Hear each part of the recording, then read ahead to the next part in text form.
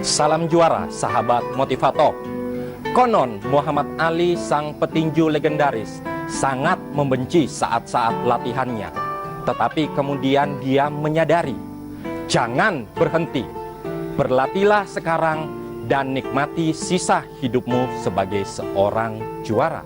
Punya goal impian yang besar, berarti tugas kita adalah kita buat jadi satu milestone, satu demi satu, sehingga kita tahu apakah kita sudah di right track, kita sudah di jalur yang tepat atau belum untuk capai ke gajah yang besarnya tadi.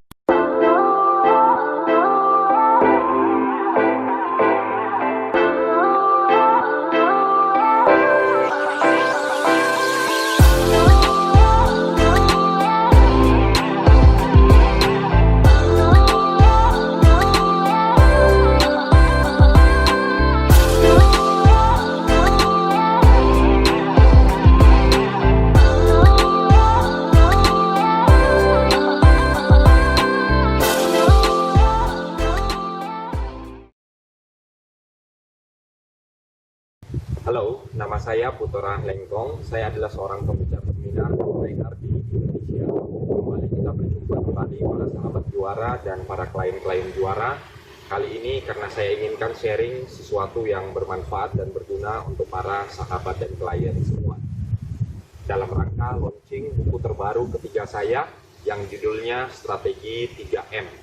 Jadi kalau buku pertama saya judulnya adalah Koleksi Game Seru, dan ini sudah dicetak berkali-kali dan menjadi bestseller di toko buku terkemuka. Kemudian buku yang kedua adalah buku tentang 9 prinsip kesuksesan sang juara, menceritakan tentang bagaimana juara atlet bulu tangkis kita mencapai atau meraih juara All England 3 kali berturut-turut, atau dengan kata lain kita kenal sebagai hat-trick dari tahun 2012 hingga 2014. Dan kali ini adalah buku terbaru ketiga saya yang judulnya Strategi 3M. Teman-teman banyak bertanya, kenapa sih dikenal dengan nama 3M? Apakah 3M itu artinya 3 miliar? Nah, jawab saya, bukan hanya sekedar 3 miliar yang bisa Anda peroleh, tapi bahkan berkali-kali lipat dari jumlah tersebut bisa Anda peroleh. Karena apa? Karena buku ini ajarkan strategi untuk mencapai hal tersebut. Jadi 3M ini, 3M-nya adalah sebuah singkatan. M yang pertama adalah melipat gandakan penjualan Anda. M yang kedua adalah meningkatkan omset Anda. Dan M yang ketiga adalah mengembangkan bisnis Anda. Jadi kenapa buku 3M ini? Karena saya terinspirasi kembali pada tahun 2009 ketika saya memutuskan atau menjatuhkan pilihan untuk menekuni profesi sebagai seorang pembicara seminar dan trainer. Saat itu yang saya lakukan adalah saya coba-coba sendiri, saya trial dan error, saya usaha sendiri, dan ternyata setelah 1 tahun saya tidak mencapai hasil seperti yang saya harapkan. Nah, kemudian setelah itu saya baca sebuah buku yang sharingkan bahwa untuk sukses ternyata ketika Anda mencoba atau mengikuti atau bahkan belajar dari orang-orang yang sudah sukses dan terbukti proven di bidangnya, Anda bisa meningkatkan kesempatan Anda untuk sukses hingga 98%. Saat itulah saya memutuskan, kenapa tidak saya cari seorang mentor, dan untunglah saya menemukan mentor tersebut.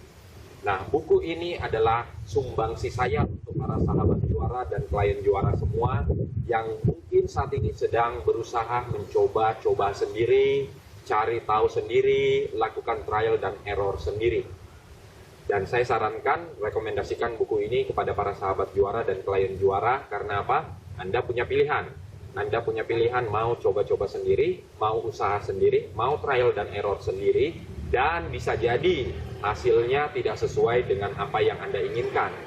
Lalu di situ Anda sudah keluar uang, Anda sudah berinvestasi tenaga, Anda sudah taruh waktu Anda di situ, dan hasilnya tidak seperti yang Anda harapkan. Atau teman-teman sahabat juara, klien juara, Anda punya pilihan.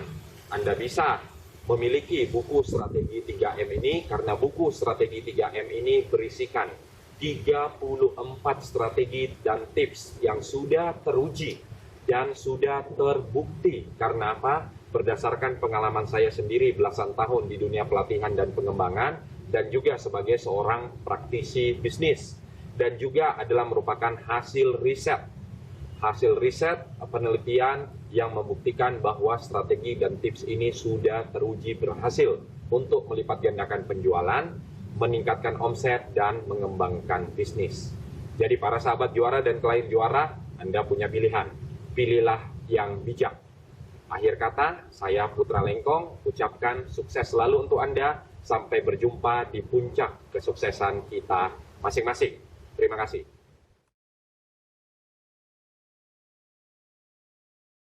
Oke, selamat malam teman-teman. Terima kasih Bapak Ibu sudah hadir. Di sini juga ada Dr. Tandean, ternyata sudah masuk. Ini ada beberapa teman, ada Bapak dosen juga. Well, this is really nice. Terima kasih sudah hadir. Kita dalam kurang waktu 1 menit lagi kita akan memulai. Di sini juga sudah ada Coach Putra Lengkong yang siap membagikan. So 7.15 kita mulai ya. Jadi teman-teman yang di Instagram, halo teman-teman, yang di Facebook juga boleh bergabung ke Zoom. Itu meeting ID sama passcode-nya sudah saya kasih di Instagram. Silakan bergabung jika Anda ingin betul-betul belajar. Well, kita akan belajar tentang banyak hal ya. Jadi Coach Putra ini, saya sukanya panggil Coach. Kalau Coach, kalau kita menghargai seseorang dengan suatu posisi atau level, bahasa umumnya adalah kita bisa mengikuti jejaknya seperti itu. So, be ready. Saya encourage Bapak Ibu juga, saya sendiri sudah punya diary, buku, sudah siap mencatat, karena insight-nya bakal banyak sekali. Pengertian-pengertian, strategi-strategi juga akan banyak sekali. Nanti saya akan bagikan juga ini di Instagram saya di @ruby.p.b.b dan juga di @akselerasafety. Kita malam hari ini akan belajar soal strategi menjalankan dan mengembangkan bisnis, maupun kita untuk teman-teman yang masih di track karir, menanjak terus, kita mau bagaimana menjalankan, mengembangkan produktivitas, kemampuan, skill, dan sebagainya yang nanti akan dibagikan poin-poin pentingnya oleh Coach Putra. Ya, sedikit tentang Coach Putra Lengkong ini adalah beliau adalah CEO di Excellency Training Indonesia, pengembangan SDM. Tagline-nya beliau adalah Unleash Excellence Within You. Nanti akan dijelaskan oleh beliau, ya. Kemudian lebih enak kalau beliau langsung cerita langsung ya, Bapak Ibu. Jadi be ready. Saya udah sampai nyiapin buku nih untuk nyatat. Ya, saya perkenalkan sedikit. Jadi goal daripada kami melakukan webinar ini adalah salah satu dari komitmen kami, itu brand kami adalah Akselera Safety dengan PT, legalitasnya adalah PT Mitra Jaya Profita, juga didukung oleh Faji Bronisnona. Ya, kami bergerak, memang Akselera Safety bergerak di bidang pelatihan, tapi lebih spesifik kepada bidang sertifikasi K3 dan juga ISO, International Standard Operational. Kemudian kami juga bergerak di bidang manajemen, lebih banyak kepada bagaimana membangun manajemen, bagaimana membangun branding, marketing, dan sebagainya. Selain itu kami juga bergerak di bidang distribusi alat kesehatan. Tujuannya adalah sebenarnya seperti ini. Semenjak adanya pandemi COVID, semua terdampaki, baik itu perusahaan besar, perusahaan kecil, tergantung volume, kemudian mau itu personal, mau itu karyawan, mau itu wira swasta, dan sebagainya. Semua terdampaki, semua mengalami kendala dalam kondisi menyesuaikan. So, kami punya komitmen untuk apapun yang kami dapatkan, apapun yang kami punya, kami mau berbagi, mau mendukung teman-teman, seluruh masyarakat Indonesia. Oleh sebab itu kami berikan webinar sharing session yang pematerinya luar biasa banget ya. Nanti beliau akan memperkenalkan diri langsung. Bobotnya berat banget. Bobotnya bukan berat banget sih. Bobotnya itu masif. Nah, saya revisi kata-kata saya. bobotnya tuh masif. Jadi kalau teman-teman betul-betul pasang telinga, ini gurunya udah ready, saya sudah ready Mas, gitu. Oke. Yang terbaik adalah kalau muridnya sudah ready, gurunya masuk, itu akan jadi lebih baik. So, saya persilahkan untuk Coach Putra Lengkong masuk, yang nanti akan mungkin memperkenalkan diri lebih dalam, menjelaskan soal juga excellency.id atau excellency training Indonesia itu seperti apa, sehingga betul teman-teman bisa mendapatkan informasi yang lebih mantap. So, dalam waktu kurang lebih 2 menit lagi kita akan mendengarkan presentasi dari Coach Putra. Oke, ini saya bantu teman-teman dulu untuk masuk ini. Ya, beliau adalah mindset coach di Olympian Emas Indo di Rio 2016, kemudian penulis buku, narasumber di TV, investor bisnis dan juga pebisnis. Ya, kalau kita tahu investor dengan pebisnis itu berbeda, ada kuadran 4 kuadran yang ada di Robert Kiyosaki, ya, ada kuadran E, kuadran S, kuadran B, kuadran I, kuadran pebisnis dengan kuadran I itu berbeda, namun itu berkaitan dan sebagainya. Kemudian beliau adalah motivator, kliennya banyak banget ya, itu ada BRI, BCA dan beberapa BUMN yang lainnya. So, saya tidak mau berpanjang lebar tentang Coach Lengkong, lebih enak kalau kita dengerin langsung daripada beliau sendiri. Hi Coach. Thank you for coming. Thank you for giving. Thank you. Saya unmute dulu si Coach. I'm so happy.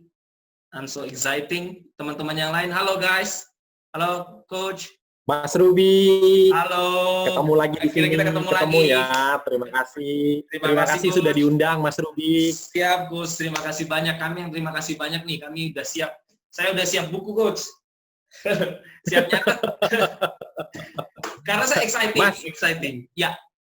Ya, Mas, ngomong tentang buku, saya ada buku 9 prinsip kesuksesan sang juara. Nah, nanti ini saya akan berikan kepada Mas Ruby.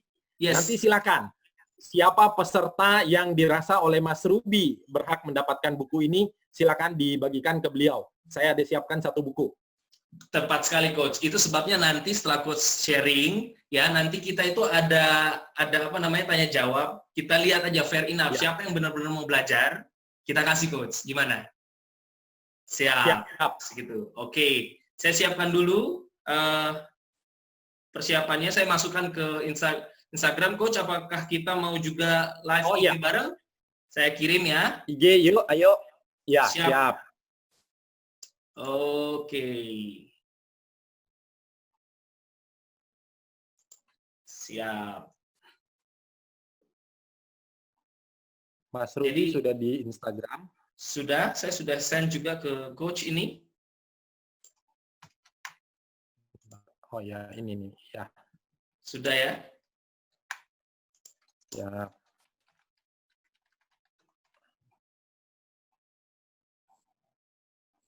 Nah, ini dia. Oh iya. Saya invite dulu.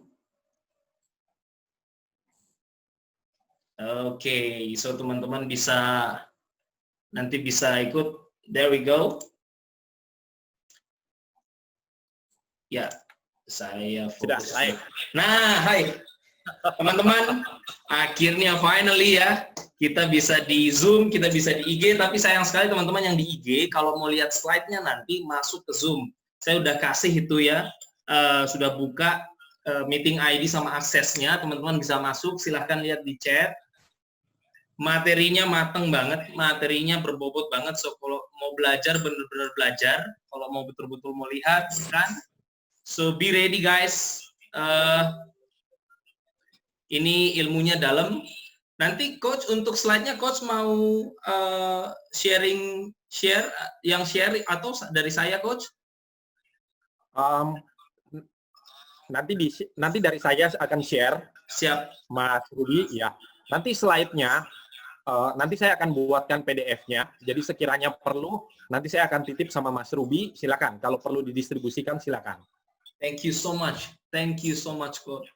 Jadi ini, oke, teman-teman pada masuk. Oke, nanti mungkin Coach boleh mulai share atau memperkenalkan diri, Coach. Karena saya jujur akan lebih baik kalau coach nih, orangnya sendiri yang berbagi ya tentang pengalaman itu karena hidup. Tadi saya juga sudah putar video istilahnya apa perkenalan soal coach, kemudian bisnisnya coach sendiri, excellency.id dan sebagainya. So ini saatnya nih orangnya langsung kita undang untuk berbicara, untuk berbagi. Kita pasang telinga aja, tapi nanti habis presentasi baru kita tanya jawab. Silahkan coach, waktu dan tempat kita persilahkan. Baik, terima kasih Mas Ruby. Yes. Selamat malam Bapak Ibu semua, selamat malam. Harus sehat dan semangat selalu. Amin, amin, amin. Ya. Perkenalkan secara singkat aja, 5 menit kurang lebih, saya akan memperkenalkan diri secara pribadi. Nama saya Putra Lengkong. Kalau Lengkong itu marga. Jadi kalau misalnya kayak Pak Pol Taksi Ride di sini, kira-kira kita bisa tebak beliau kemungkinan besar dari Medan. Kemungkinan. Ya. Nah, jadi Lengkong juga sama. Lengkong itu marga dari Manado. Oh, oke, I see. Ya. Ibu dari Manado, ayah dari Makassar. Wow. Oke. Nah, kalau Putera sendiri itu, konon menurut ayah saya, itu adalah sebuah singkatan. Jadi waktu usia 7 tahun, saya pernah protes ke ayah. Saya nanya ke ayah, ayah, kok kasih nama itu cuma kasih nama Putra aja? Putra itu kan anak laki-laki. Sedangkan saya anak laki-laki. Kok kasih nama Putra saja, gitu ya, Putra. Nah, ayah jawab, anakku itu sebuah singkatan. Oke. Jadi katanya pu itu pusat. TE, jadi ada E-nya. T, tenaga. Ra, rakyat. Jadi Putera, pusat tenaga rakyat. Wow. Wow. Wow, itu massive banget, coach. Really, I can say that. Oke, lanjut coach. Jadi begitu ayah jelasin arti namanya apa, baru oke, keren juga ternyata ayah. Nah, Oke. Ya, menarik. Oke, coach. Apalagi coach? Kita siap mendengar pokoknya. Ya. Nah, kalau sampai saat ini memang profesi utama itu adalah sebagai seorang trainer dan coach. Jadi sama seperti di Accelera Safety, Accelera Institute. Ya. Kalau kami memang di training, pelatihan, sekaligus juga tidak berhenti sampai di pelatihan, tapi ada coachingnya. Jadi karena kalau teman-teman lihat, teman-teman baca, teman-teman searching di Google, kalau kita ngomong tentang coaching, itu banyak sekali manfaatnya. Jadi ternyata bisa meningkatkan produktivitas, meningkatkan performansi kerja, kemudian membuat orang lebih engage, dan lain sebagainya. Nah, jadi salah satu prestasi yang saya sangat bahagia sekali bisa bantu teman-teman pasangan atlet Liliana Natsir dengan Tontowi Ahmad waktu itu tahun 2016. Mereka bisa mencapai puncak prestasi olahraga di Rio de Janeiro. Ya, betul. Waktu itu salah satu prestasi mereka besar. Satu-satunya pasangan Indonesia yang berhasil bawa pulang emas. Benar banget coach. Ya. Jadi itu coaching. Jadi kalau teman-teman mungkin bertanya apa sih beda antara training dengan coaching? Seperti yang teman-teman ketahui, kalau tadi saya dengar ada beberapa dosen, ada beberapa guru di sini. Nah, kalau training itu kan lebih kepada kita telling. Betul. Ya, kita memberitahu. Tapi kalau coaching itu questioning. Coaching itu bertanya. Coaching itu menggali. Coaching itu mencari tahu dari si coach sendiri. Betul. Jadi itu berkaitan dengan tagline-nya Excellency, Unleash the Excellence Within. Jadi ternyata di dalam diri kita masing-masing itu sudah ada ternyata power, kekuatan, excellence-nya sudah ada. Nah, hanya kadang-kadang butuh orang lain yang bantu untuk kita sadar. Jadi setiap dari kita itu pasti punya blind spot. Oke. Nah, salah satu tugas coach di sini adalah membantu kita menyadari blind spot kita. Oke. Coach, boleh jelasin dikit nggak? Blind spot itu apa kurang kira-kira, coach? Ya, blind spot itu titik buta. Jadi misalnya contoh, saya kasih contoh aja, kalau dari pasangan bulu tangkis, kalau si Tontowi Ahmad, kita kenal sebagai Owi, Ya. Kalau dia main bulu tangkis dan ketika ternyata dia salah melakukan kesalahan, Betul. nah, ternyata kesalahannya itu bisa beruntun. Oh, Jadi oke. akhirnya 3 sampai 5 bola itu bisa diambil oleh lawan. Ya, oke. Itu yang namanya titik buta dan itu tidak disadari oleh Owi. Nah, jadi salah satu tugas coach adalah menyadarkan Owi bahwa Owi, jadi ketika lain kali kamu melakukan kesalahan, kamu perlu melakukan sesuatu. Jadi supaya jangan sampai 3 sampai 5 bola bisa direbut oleh lawan. Oh, I see. I see. Ya, jadi kita sebut sebagai blind spot, titik buta. It's true. Jadi kalau bahasa umum mungkin orang mengatakan kelemahan-kelemahan yang kadang-kadang kita sendiri nggak sadar. Ya. Jadi misalnya contoh kalau kita presentasi sebagai seorang dosen, sebagai seorang guru, sebagai seorang trainer, kadang-kadang kita nggak sadar. Misalnya ketika kita presentasi, kita cuma lihat satu sisi. Ya, I see. Sampai akhirnya ketika diputarkan kembali rekaman videonya, baru si trainer, guru, dosen tadi, oh iya, kok saya cuma ngelihat sisi kanan misalnya. Saya nggak pernah melihat sisi kiri. Right. Padahal kasihan, mahasiswa di sebelah kiri juga perlu diperhatikan. Nah, itu secara sederhana yang kita sebut sebagai titik buta. Oke, nice. Very nice, Coach. Oke, apalagi Coach yang bisa kira-kira, kalau kami betul, di Aksara Safety itu sendiri kan kami lebih kepada pelatihan dan sertifikasi, right? Kami satu arah, karena di kompetensi itu kan kalau melihat visi dan misi presiden kita kan 3 ya, dalam satu kompetensi itu ada SKA, ada skill, ada knowledge, ada attitude. Nah memang betul di training itu kita SKA memang ada semua karena kita tatap muka, tapi memang agak terkendala dengan COVID ini, kita harus dengan webinar seperti ini. Di sini Dr. Tandian Arif juga ada rekan saya, beliau dari Panti Rapih juga, beliau juga orang yang sering menjelaskan soal kondisi seperti ini. Beliau ada trainer juga.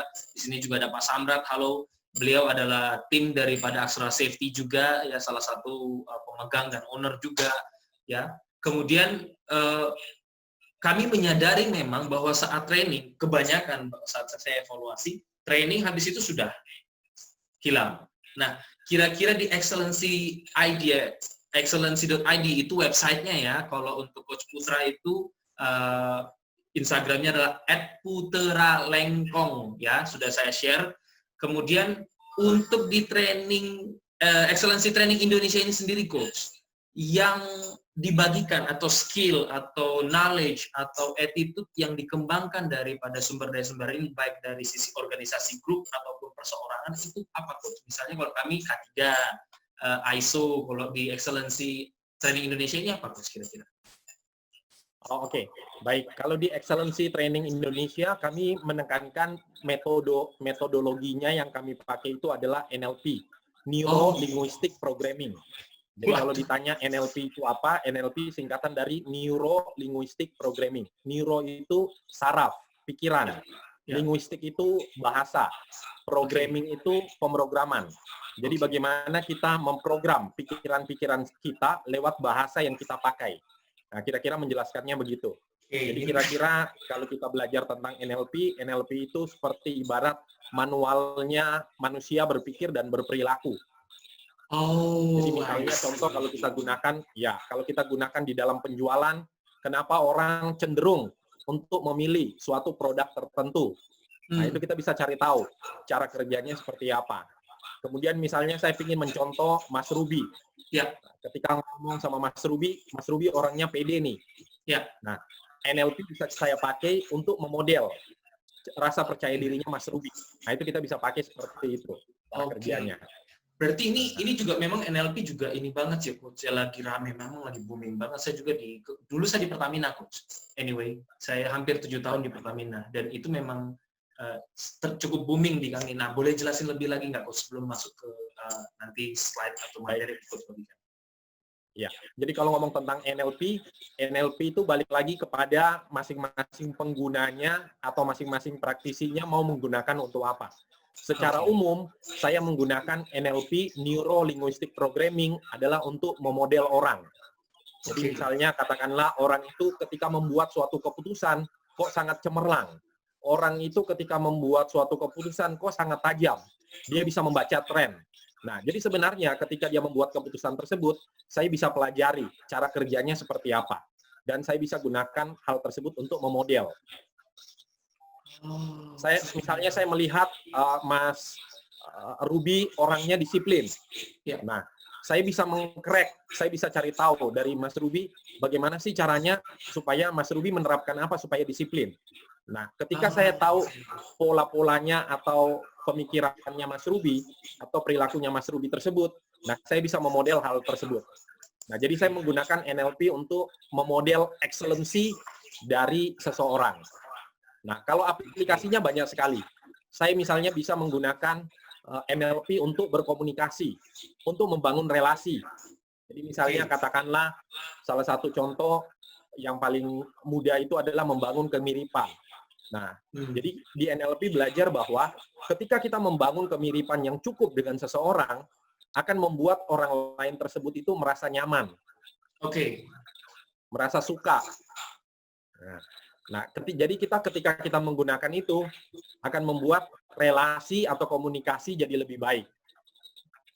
Coach, ini penting banget berarti bagi teman-teman yang di Instagram ya, yang di Facebook. This is really interesting and this is really important untuk teman-teman pebisnis, teman-teman yang mau track karirnya. Jadi ada entrepreneur ya, seperti saya, Coach Putra, ini adalah entrepreneur juga karena beliau investor juga ya. Tapi buat teman-teman yang intrapreneur, ini teman-teman yang tidak masuk dalam membangun usaha sendiri, tapi mereka tuh di track karir yang nanti dipersiapkan di posisi tertinggi di perusahaan. This is really important karena apa yang Coach Putra bagikan juga saya sudah sempat dengar sedikit dari salah satu coach juga yang hipnoterapis juga.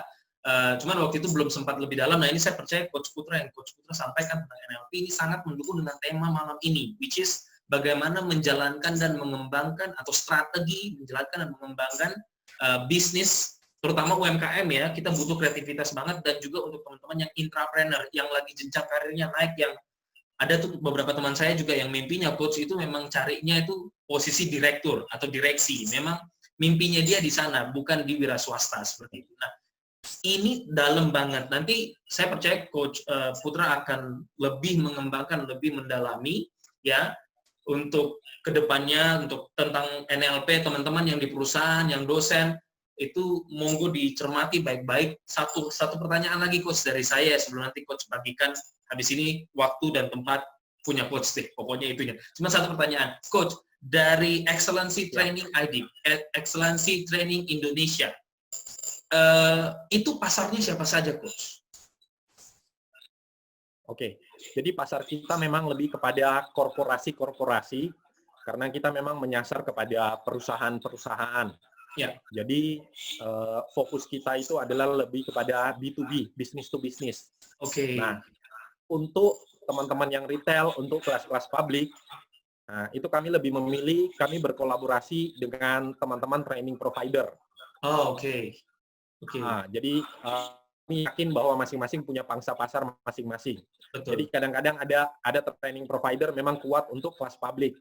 Baik. Nah, jadi kalau memang kelas publik, kita berkolaborasi, kita bekerja sama dengan teman-teman, karena kita tahu masing-masing punya seperti tadi excellency-nya masing-masing, kekuatannya masing-masing. Mungkin mereka punya banyak sekali database perorangan, mereka punya akses database perorangan dan lain sebagainya. Nah, jadi daripada alih-alih berebut di sana untuk publik, nah, mengapa tidak berkolaborasi? Jadi kami memang lebih fokus, dan fokus kami itu adalah lebih kepada 80-90% adalah lebih kepada perusahaan-perusahaan, baik perusahaan swasta ataupun BUMN, pemerintah nasional maupun multinasional. Baik, ya, saya juga sebelum ini saya sudah research dulu, pelajari Coach Lengkong. Anyway, Coach Lengkong, Putra Lengkong ini, Coach Putra ini adalah saya kenal beliau itu dari salah satu teman saya, teman dekat saya yang juga adalah temannya Coach Putra. Seperti itu ya, yang saya tidak perlu sebutkan namanya ya. Teman-teman yang di Instagram boleh join ke Zoom ya. Jadi saya kenal beliau, dan tentu dari situ saya banyak belajar. Saya mengikuti beliau di Instagram beliau, saya mengikuti beliau di website juga Excellency tulisannya Indonesia excellency.id. Di situ juga saya udah lihat semua klien-kliennya beliau, baik itu korporat, baik itu perorangan. Nah, beliau tadi menekankan kepada beliau lebih fokus dengan Excellency Training Indonesia ini kepada korporasi ya, kepada korporasi. Nah, Coach, kenapa korporasi itu harus ikut coaching, training, mentoring, terutama mentoring ya? Itu ada beberapa level di dalam kepemimpinan, teman-teman yang menuju kepemimpinan, mau di wira swasta, terutama pebisnis jelas, atau teman-teman yang masuk di karir manajerial, di direksi, itu ada beberapa tipe jenjang kepemimpinan untuk melatih mencapai kepemimpinan. Itu ada namanya teaching, kemudian naik level training, kemudian naik coaching, mentoring, ada advocating. Advocating ini adalah bagian daripada kita menyemangati. Kalau teaching sampai coaching itu merupakan bagian di si mentor atau coach yang membantu untuk naik level. Jadi teaching biasanya memang dia tidak punya knowledge apa-apa dan sebagainya, terus dibagikan, kemudian di training, di coaching, dan di mentoring. Nah, Coach Putra Lengkong juga ini sampai mentoring ya, Coach ya? Ya, betul. Ya, sampai mentor. Nah, Coach, mentoring itu kan berarti touch personal life juga. Maksudnya ada yang di-touch, ada yang dibantu. Kenapa perusahaan itu kenapa nih perusahaan, bahkan saya bisa bilang, wajib ikut coaching, mentoring, bahkan training yang dari Excellency Training ID Coach. Oke, jadi kalau kita ngomong tentang mentoring itu tepat sekali, karena kalau kita ngomong tentang mentoring, itu harusnya mentoring dilakukan oleh orang yang lebih expert, orang yang punya wawasan, orang yang punya pengalaman. Jadi dalam hal ini, kalau dia sebagai seorang atasan, dia wajib mengetahui atau mengikuti prinsip-prinsip tentang mentoring. Karena ketika dia tahu tentang prinsip-prinsip mentoring yang tepat, dia bisa mementor mentinya atau timnya supaya bisa sama seperti dirinya. Jadi memang penting sekali sebagai seorang atasan untuk memiliki keterampilan mentoring dan coaching. Kemudian kalau kita ngomong tentang coaching, kadang-kadang seperti tadi kalau kita telling, bisa jadi kalau kita telling, coach kita akan mengatakan, coach, itu kan beda, itu kan zaman dulu, zaman sekarang nggak seperti itu lagi. Nah, jadi kadang-kadang kenapa perlu mengetahui juga atau mengikuti keterampilan berkaitan dengan coaching, karena coaching itu sebenarnya kan menggali dari si coaching-nya sendiri untuk mendapatkan solusi yang sebenarnya dia butuhkan. Jadi misalnya,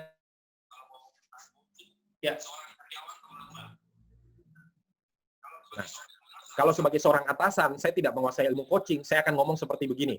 Udin, besok kamu harus datang tepat waktu. Kalau kamu tidak datang tepat waktu, saya potong uang makannya. Nah, itu namanya memberitahu, telling. Nah, tetapi kalau kita sebagai seorang coach, yang kita lakukan adalah, kita akan ngomong kepada si Udin, saya lihat kamu datangnya terlambat melulu. Dan saya tidak ingin itu terjadi berulang kali. Nah, menurut kamu, bagaimana caranya supaya besok kamu bisa datang tepat waktu? Nah, jadi yang akan memikirkan jawabannya adalah si Udin sendiri.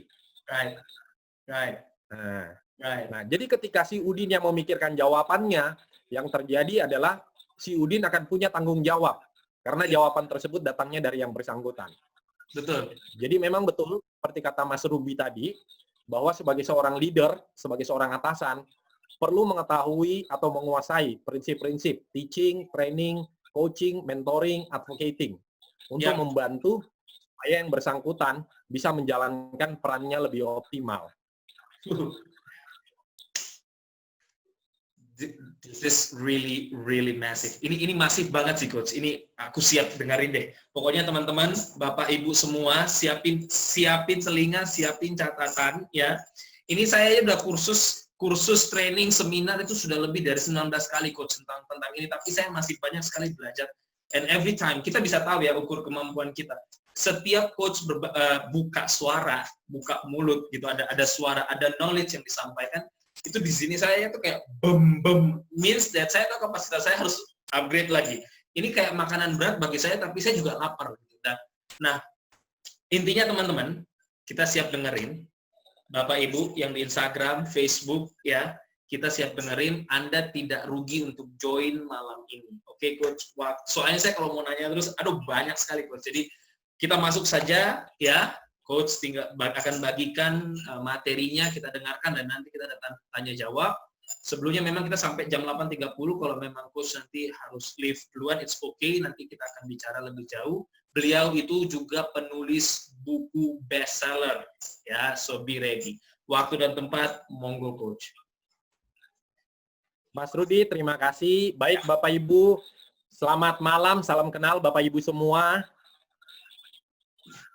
Teman-teman yang ada di Instagram, IG Live juga silakan langsung boleh bergabung. Linknya untuk masuk ke Zoom sudah diberikan di IG-nya Mas Ruby. Baik. Bapak Ibu, topik kita malam ini seperti request dari Mas Ruby, topik kita malam ini kita akan ngomong tentang strategi menjalankan dan mengembangkan bisnis dan karir di masa new normal. Ya, secara garis besar, secara umum saya akan ngomong tentang bisnis.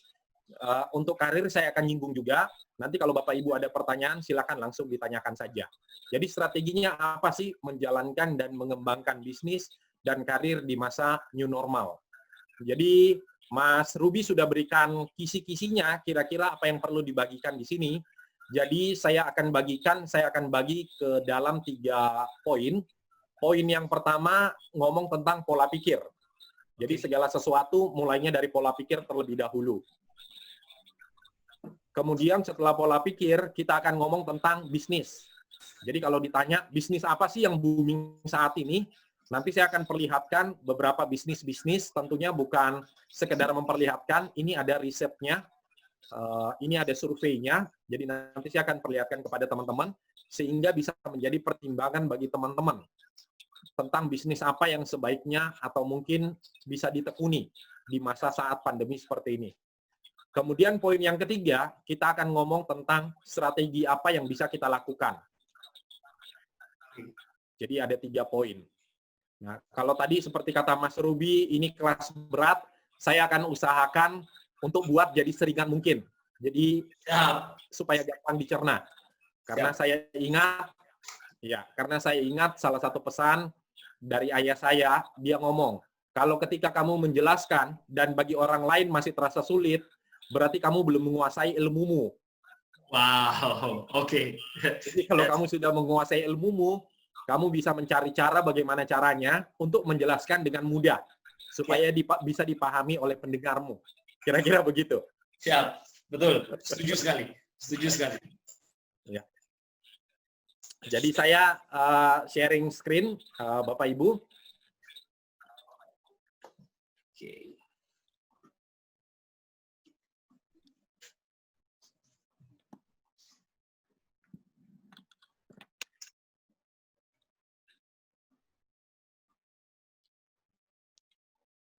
Mas Ruby sudah kelihatan ya? Ya, sudah Coach. Ya, baik.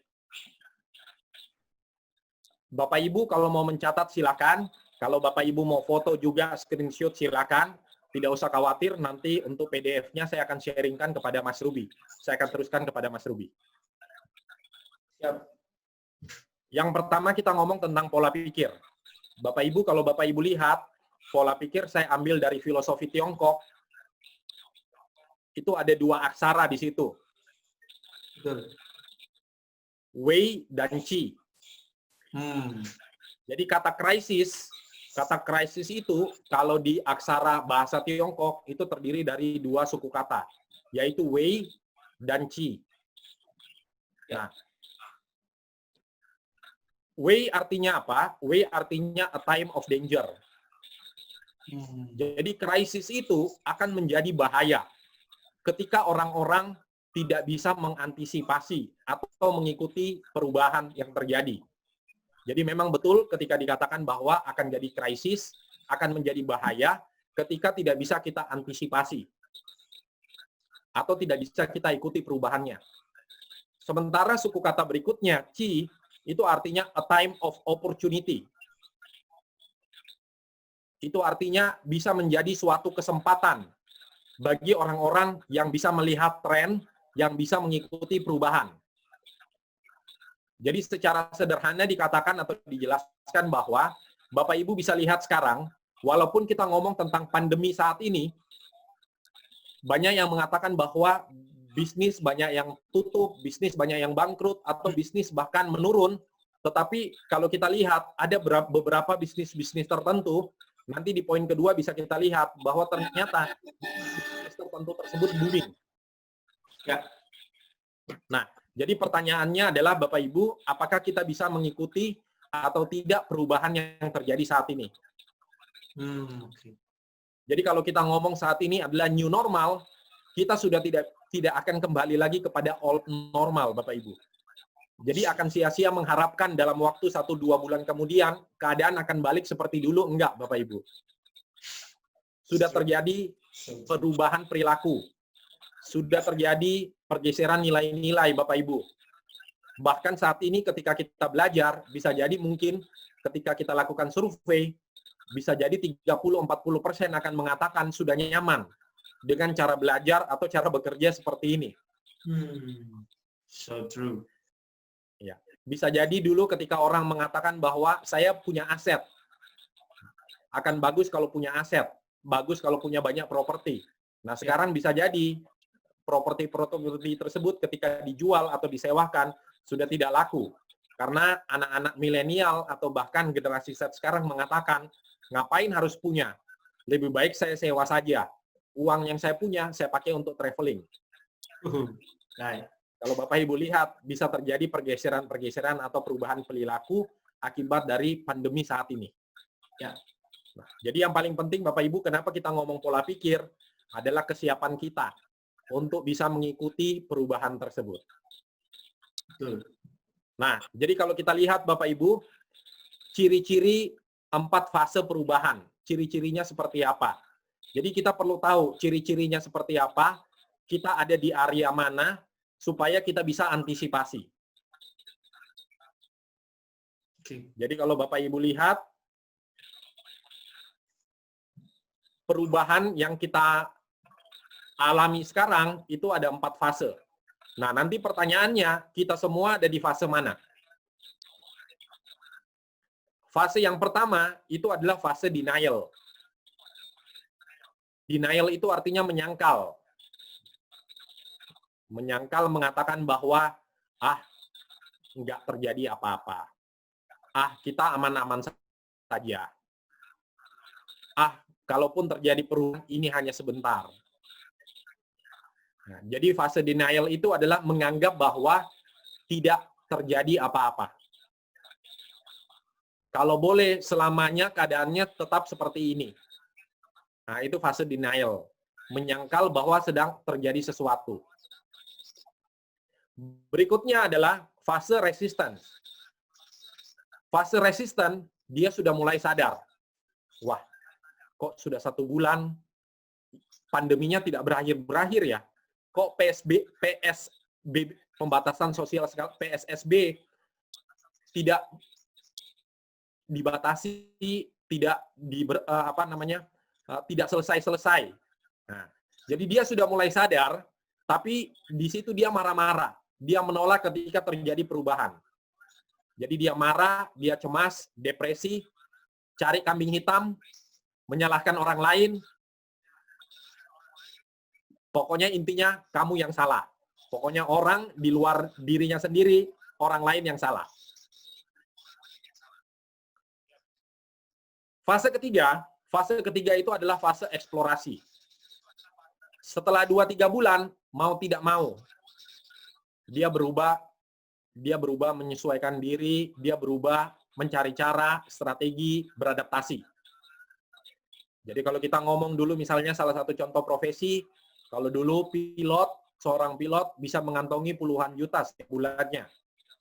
Tapi di masa saat ini, ketika airline tidak beroperasi, mau tidak mau beberapa di antara mereka harus banting setir. Pilihannya adalah apakah tetap di resisten atau apakah sudah mulai mengeksplor. Nah, kalau explore itu masih coba-coba, trial error. Belum tahu polanya. Masih coba sana, coba sini. Pokoknya intinya masih bingung. Segala sesuatu dilakukan, belum ketemu pola. Terakhir Bapak Ibu adalah fase komitmen. Kalau ngomong tentang fase komitmen, ini sudah mulai situasi kondisi sudah mulai, dia sudah mulai mengetahui pola, memahami tren, dan dia sudah mulai fokus. Nah, Bapak Ibu, sebelum kita lanjut ke slide berikutnya, saya punya kuis untuk Bapak Ibu. Minta tolong Bapak Ibu isi surveinya supaya kita bisa tahu saat ini kita masing-masing dari kita itu ada di tahapan atau fase yang mana. Tidak usah khawatir, saya tidak akan tahu ini punya siapa, ini jawaban siapa. Jadi nanti Bapak Ibu silakan langsung jawab saja. Jawab sejujur-jujurnya. Nanti dari situ kita akan lihat apa yang bisa kita lakukan di masing fase tersebut. Oke. Nah, caranya Bapak Ibu adalah silakan Bapak Ibu buka di browsernya Bapak Ibu dan Bapak Ibu ketikkan di situ menti.com. Menti.com. Silakan. Saya juga akan masuk Bapak Ibu ke situ.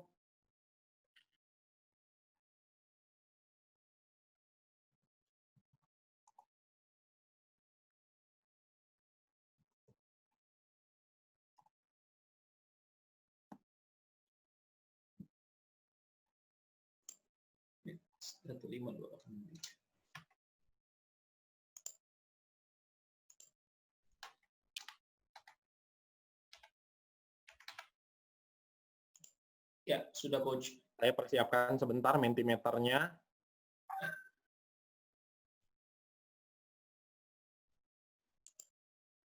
Nah, kalau Bapak Ibu sudah masuk di menti.com-nya, Bapak Ibu bisa masukkan angka kode yang ada di situ. Kodenya itu 152863. Ya. Nah, silakan Bapak Ibu pilih, hanya bisa dari 4 itu, Bapak Ibu pilih salah satu saja.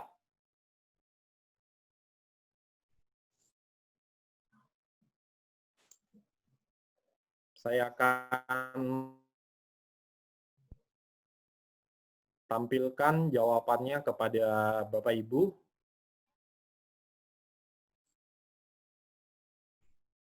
Oke, harusnya Bapak Ibu sudah bisa melihat layar saya. Baru satu orang yang mengisi, Bapak Ibu. Ya.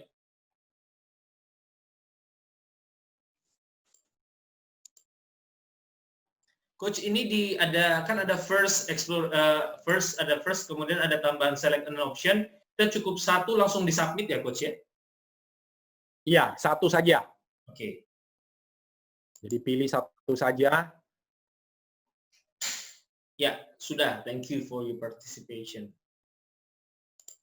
Yes. Oke, sudah 3 orang yang menjawab. Kalau Bapak Ibu ada kesulitan, Bapak Ibu boleh chat atau Bapak Ibu boleh langsung tanyakan saja. Jadi masuk ke menti.com,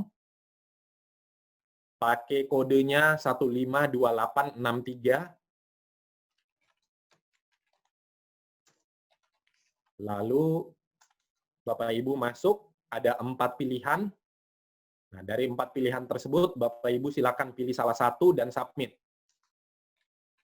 Hasilnya akan kelihatan di layar Bapak Ibu saat ini.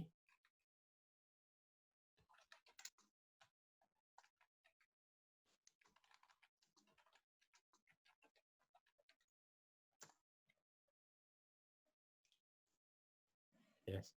Mas Ruby, itu sepertinya chatnya private. Oh, mungkin sorry. ke semua. Ya, Mas. Ya. Oke, saya ulang ya. Iya. Ya, sudah. Oke. Siap. Oke. Wah, menarik. Betul, Coach. Ya. Masih ada lagi? Kalau sudah, kita langsung bahas saja. Ini menarik ya. Ternyata masih ada di... Oke. Berarti di urutan pertama, itu menjawab di fase eksplorasi. Eksplorasi itu coba-coba. coba sana, coba sini, berusaha cari pola, kenali trennya seperti apa, itu ya. Kemudian yang urutan kedua itu masih ada yang di masa penolakan. Menolak, menyalahkan orang lain, mencari kambing hitam gitu ya. Ya. Urutan ketiga itu oke, good. Sudah ada yang sampai sudah kenali pola, sudah mengetahui trennya seperti apa, sudah mulai menikmati keadaan, dan yes, yang terakhir denial. Oke. Masih ada lagi yang mau menjawab atau sudah, Mas Ruby? Sepertinya ini harusnya ada 4 orang lagi sih, 4 sampai 6 orang lagi seharusnya. Ya. Mungkin kita kasih waktu 30 detik, Coach. Oke, siap, silakan.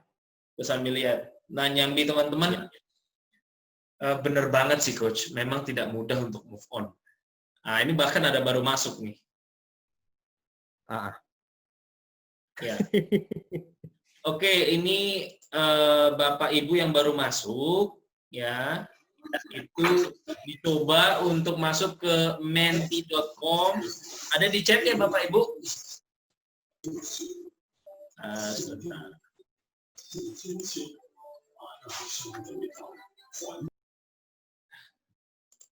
Oke. Masuk di menti.com, kemudian pilih salah satu, cukup yang di kolom 1 ST atau first, kemudian di submit. Untuk kita melihat bagaimana kita secara pribadi berada di fase apa saat ini, untuk bagaimana kita menyesuaikan di masa new normal. Kodenya 152863. Ya. Oke, mungkin kita lanjut saja dulu ya, Coach. Baik, kita lanjut ya. Ya. Oke. Kalau sudah, ini menarik ya, fase eksplorasi. Baik, saya stop, kemudian saya lanjut sharingkan materi. Oke.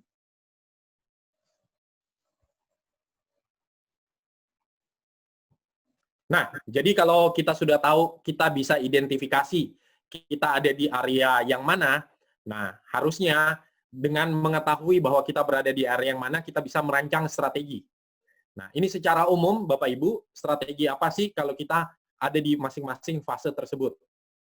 Kalau kita masih di fase denial, nah itu kalau bagi ini ada 2, apakah kita sebagai individu atau kita sebagai seorang leader. Ya. Kalau kita sebagai seorang individu, yang perlu kita lakukan adalah cepat-cepat sadar. Ya. Jadi segera bangun, segera lakukan sesuatu. Kalau kita sebagai seorang leader, Bapak Ibu, nah ini yang penting adalah komunikasi rutin, terus beri pemahaman apa yang harus kita lakukan dan mengapa. Nah, ini memang tugas yang paling berat bagi seorang leader, karena ini fase di mana ketika berubah dan dia harus bisa meyakinkan atau harus bisa mempengaruhi anggota timnya supaya mau ikut untuk bergerak. Ya, tapi bisa diatasi dengan tadi komunikasi rutin dan beritahu apa dan mengapa. Kalau kita ada di fase resisten itu penolakan. Nah, kalau kita sebagai seorang individu, segera latih. Jangan apa-apa selalu cari kambing hitam atau menyalahkan pihak lain atau mencari pihak ketiga yang bisa disalahkan. Tapi yang bisa kita lakukan adalah berusaha fokus pada solusi. Jadi misalnya contoh, ya udah, sekarang sudah terjadi pandemi terjadi di sekitar kita, ya apa yang harus kita lakukan? Apa yang besok pagi ketika saya bangun, mulai saya lakukan. Nah, fokus pada solusi. Kemudian yang kedua, kalau kita sebagai seorang leader, nah di sini ketika terjadi penolakan, pasti anggota tim pada stres, frustasi, takut, kecewa, khawatir. Nah, Bapak Ibu yang paling penting sebagai seorang leader, itu melakukan yang namanya active listening. Lebih punya empati. Ya, sekaligus juga kita mengekspresikan perasaan kita. Bahwa sama kok, saya juga khawatir, saya juga takut, saya juga cemas. Tapi tidak perlu khawatir, kita bisa melalui ini bersama-sama. Seperti yang pernah kita lakukan sebelumnya. Nah, itu tugas sebagai seorang leader. Kalau kita di fase ketiga, explore. Nah, just do it. Kalau kita dieksplor, ya udah lakukan saja. Jangan terlalu banyak ide, teori, konsep, macam-macam, tapi tidak pernah kita praktekin. Nah, di fase eksplorasi, ya udah lakukan saja. Besok pagi bangun, ya udah saya keluar, saya lakukan aktivitas yang harus saya lakukan. Saya harus ketemu orang, saya pergi telepon orang atau apapun itu. Nah, sebagai seorang leader, kalau kita di fase eksplorasi, fokus kita jangan panjang-panjang. Jangan ngomong tentang target 1 tahun. Karena kalau ngomong target 2020, pasti kacau balau, pasti berantakan. Nah, tetapi yang paling penting sebagai seorang leader, adjust kembali fokusnya. Jadi, ngomong bulan per bulan. Ngomong tentang target bulan per bulan. Ngomong tentang goal atau target jangka pendek. Ya. Dan di fase eksplorasi ini, yang paling penting Bapak Ibu adalah jangan lupa belajar keterampilan baru. Jadi pertanyaan saya Bapak Ibu, 3 bulan lalu atau 4 bulan lalu dengan sekarang, kalau tidak ada keterampilan baru yang kita miliki, berarti sayang sekali. 4 bulan itu terbuang percuma. Terakhir, Bapak Ibu, di fase komitmen, selamat. Beberapa Bapak Ibu tadi ada yang menuliskan saya sudah di fase komitmen. Ya, berarti kalau sudah di fase komitmen, Bapak Ibu, apa yang sudah Bapak Ibu lakukan, tinggal diperbaiki atau disempurnakan. Ya. Jadi perbaiki saja, sempurnakan saja supaya jadi lebih efisien, jadi lebih efektif, lebih tepat sasaran. Dan yang kedua, Bapak Ibu, kalau Anda sebagai seorang leader, ya udah, di fase ini sudah mulai buat target jangka panjang. Sekaligus jangan lupa apresiasinya, karena sudah melewati fase eksplorasi. Nah, kira-kira ini adalah 4 fase Bapak Ibu yang saat ini kita semua, Bapak Ibu, saya mengalami. Masalahnya adalah apakah kita mau tetap di fase tersebut atau kita mau segera berpindah ke fase berikutnya.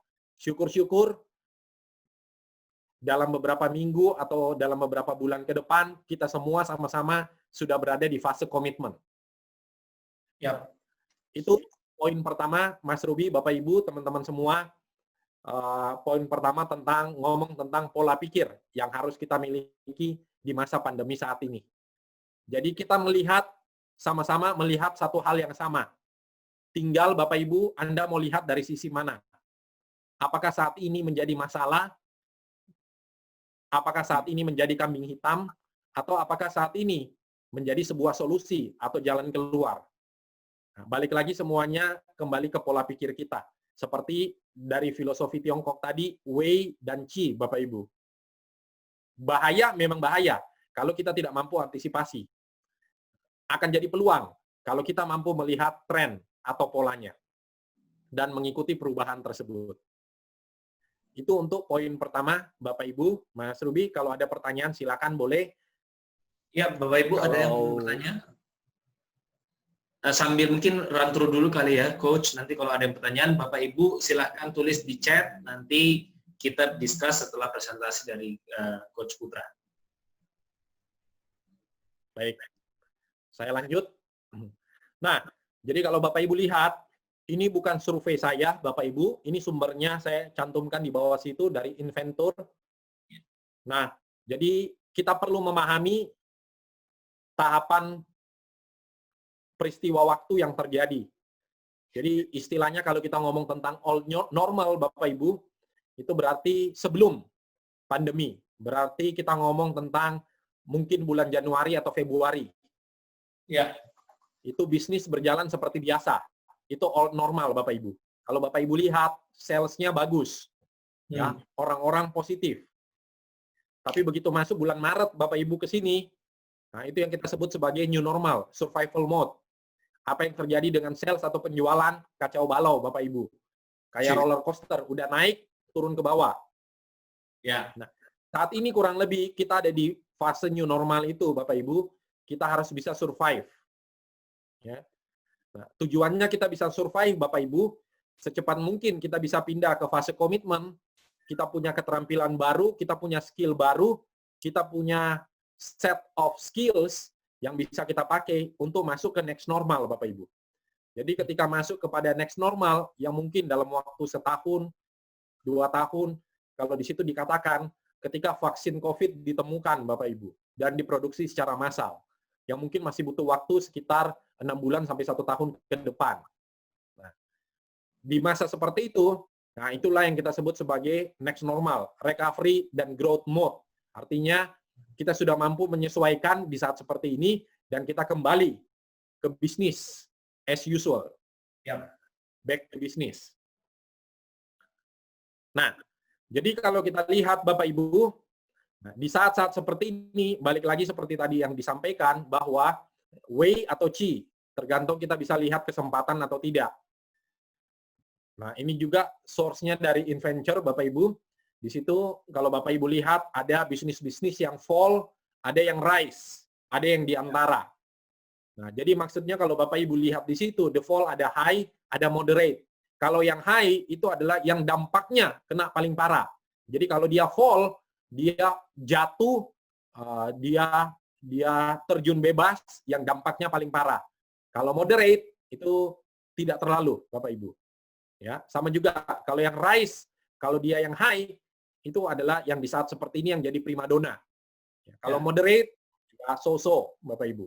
Kalau between, ya di antara itu. Ya.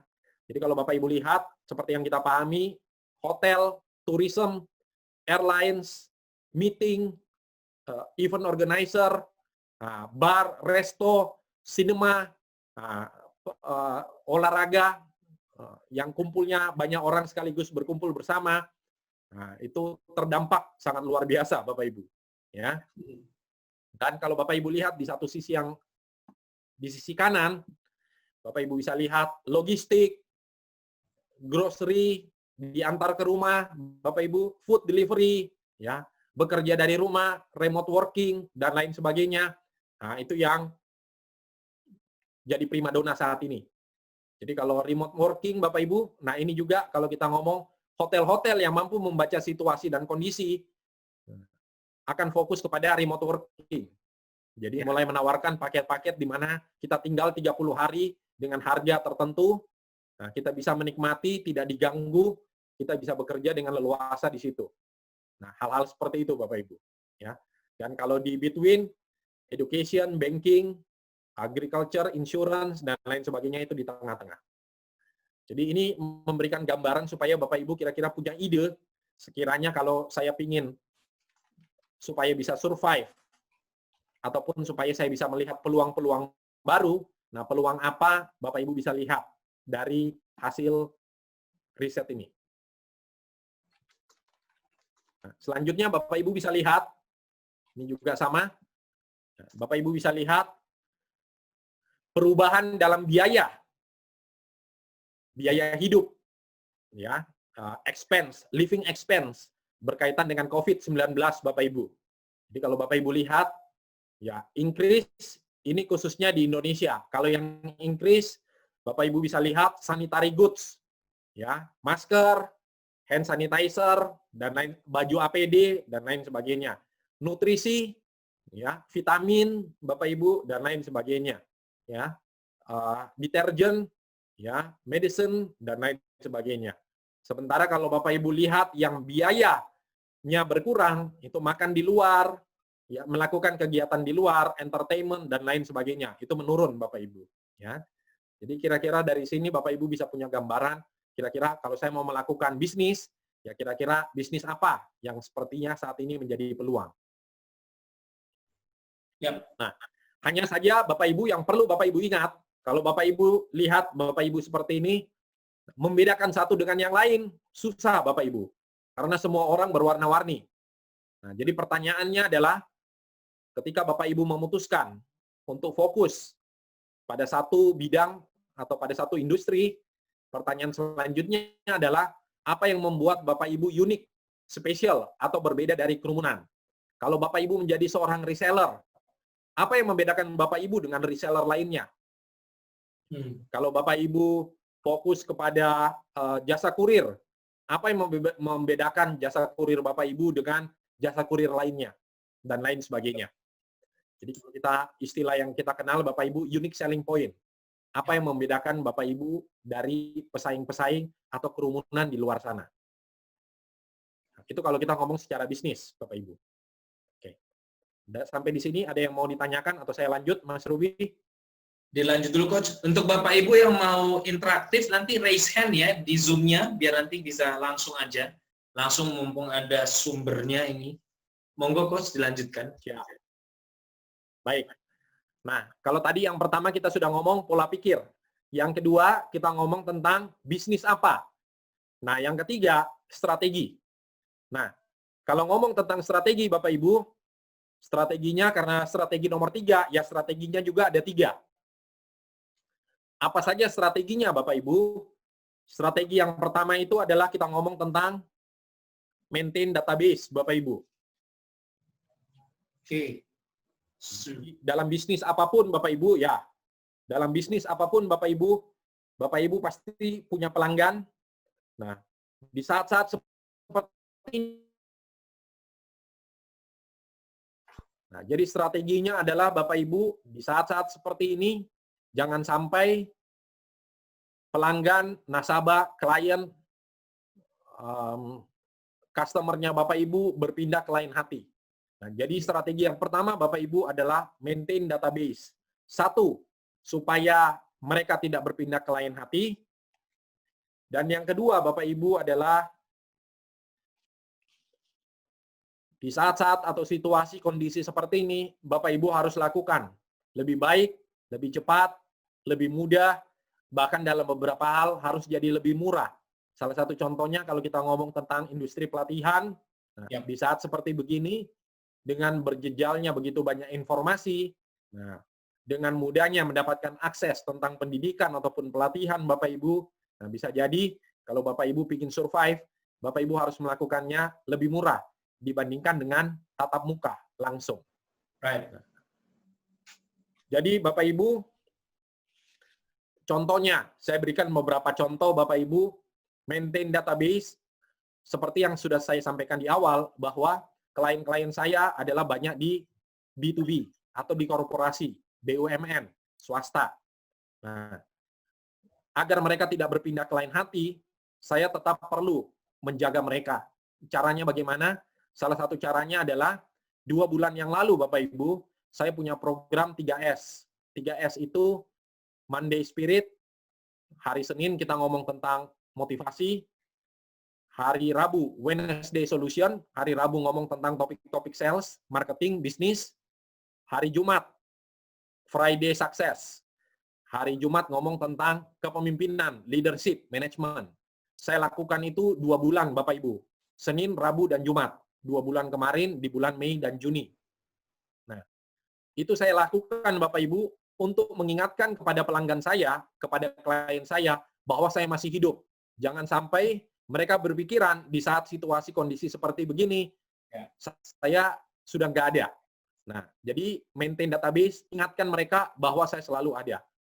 Ya, jadi saya buat program itu Mei dan Juni. Kebetulan di bulan ini hanya 1 minggu 1 kali, yaitu setiap Rabu. Karena jadwal dan karena ada program harus membuat video pembelajaran selama 45 episode. Nah, jadi akhirnya jadi 1 minggu 1 kali. Nah, ini salah satu contoh bagaimana saya memaintain database saya. Ya. Berikutnya, Bapak Ibu, yang saya lakukan di situasi dan kondisi seperti ini adalah dulu kalau klien-klien, banyak klien-klien dari hotel. Nah, di saat situasi kondisi seperti begini, saya datang, ketemu lagi, menghubungi mereka dan menawarkan free konsultasi, free mentoring.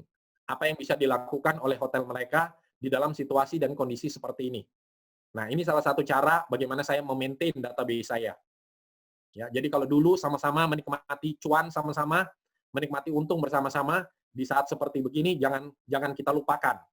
Ya, jadi kita tetap menjaga mereka supaya tidak pindah ke lain hati. Kemudian kalau Bapak Ibu lihat, bukan hanya saya Bapak Ibu, tetapi yang saya catat juga beberapa pedagang Bapak Ibu. Beberapa pedagang di pasar kalau Bapak Ibu mengamati, mereka berusaha memaintain database orang-orang yang belanja dengan cara buat WhatsApp group. Ya, jadi mereka menawarkan kepada komunitas, kepada klaster rumah, Bapak Ibu tidak perlu ke pasar. Setiap hari seminggu, Senin, Rabu, Jumat, saya akan antar pesanan Bapak Ibu. Yang penting malam sebelumnya sudah di list dan disubmit. Nah, itu salah satu Bapak Ibu walaupun sepele, tetapi itu sangat membantu. Dan itu salah satu cara mereka memaintain database. Ya.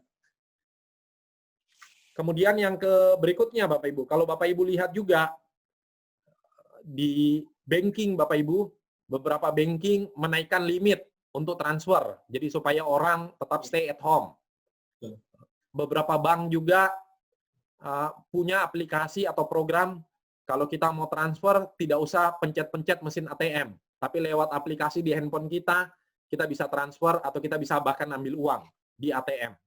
Nah, itu adalah hal-hal yang dilakukan Bapak Ibu untuk maintain database. Berikutnya Bapak Ibu, selain maintain Bapak Ibu, saat-saat seperti ini adalah strategi kita untuk expand database. Expand database orang-orang atau customer, cluster, klien, pelanggan yang belum pernah kita sentuh sebelumnya, ini saatnya untuk kita bersilaturahmi kepada mereka Bapak Ibu. Untuk saatnya kita mengatakan hai. Kalau Bapak Ibu lihat, brand-brand ternama, brand-brand terkenal, tas, pakaian, baju, sepatu Bapak Ibu, yang mereka lakukan adalah mereka memproduksi produk-produk sanitizer, walaupun itu bukan bidang atau area mereka. Tujuannya apa Bapak Ibu? Saatnya mereka untuk expand database di luar dari database yang selama ini menjadi pelanggan mereka. Jadi di expand database, apa yang harus dilakukan? Pikirkan, identifikasi segmen yang belum tersentuh, dan yang kedua saatnya Bapak Ibu edukasi dan bangun brand awareness. Jadi kembali lagi contoh program 3S, Spirit Solution Success, itu salah satu cara saya bangun awareness dan saya branding untuk pelanggan publik atau pelanggan perorangan. Supaya nanti ketika kembali Bapak Ibu kepada entah new normal atau next normal, mereka sudah mengenal saya dan bisa mereferensikan atau masuk ke perusahaan. Nah, itu yang kita sebut sebagai expand database. Nah, di sini banyak sekali contoh-contoh Bapak Ibu, kalau Bapak Ibu mau lihat beberapa perusahaan melakukan expand database, misalnya travel logistik. Di saat seperti ini tidak memungkinkan travel untuk beroperasi. Jadi apa yang dilakukan? Mereka beralih profesi, bekerja sama, berkolaborasi untuk menghantar paket. Jadi bukan lagi menghantar penumpang, tapi sekarang menghantar paket, Bapak Ibu. Toh mereka sudah punya armadanya. Itu yang disebut sebagai expand database. Ya, kalau dulu penumpang setia dengan rute tertentu, sekarang semua orang bisa mereka layani yang ingin menghantar paket. Kemudian Bapak Ibu, produk-produk beauty, kalau Bapak Ibu lihat sekarang produk-produk beauty kalau kita lihat bukan cuma beauty-nya, tapi mereka juga sudah memproduksi produk-produk selain beauty adalah produk berkaitan dengan sanitasi. Kemudian Bapak Ibu bisa lihat expand database work from hotel. Nah, jadi kalau dulu hotel-hotel mungkin kliennya itu adalah instansi atau perusahaan, sekarang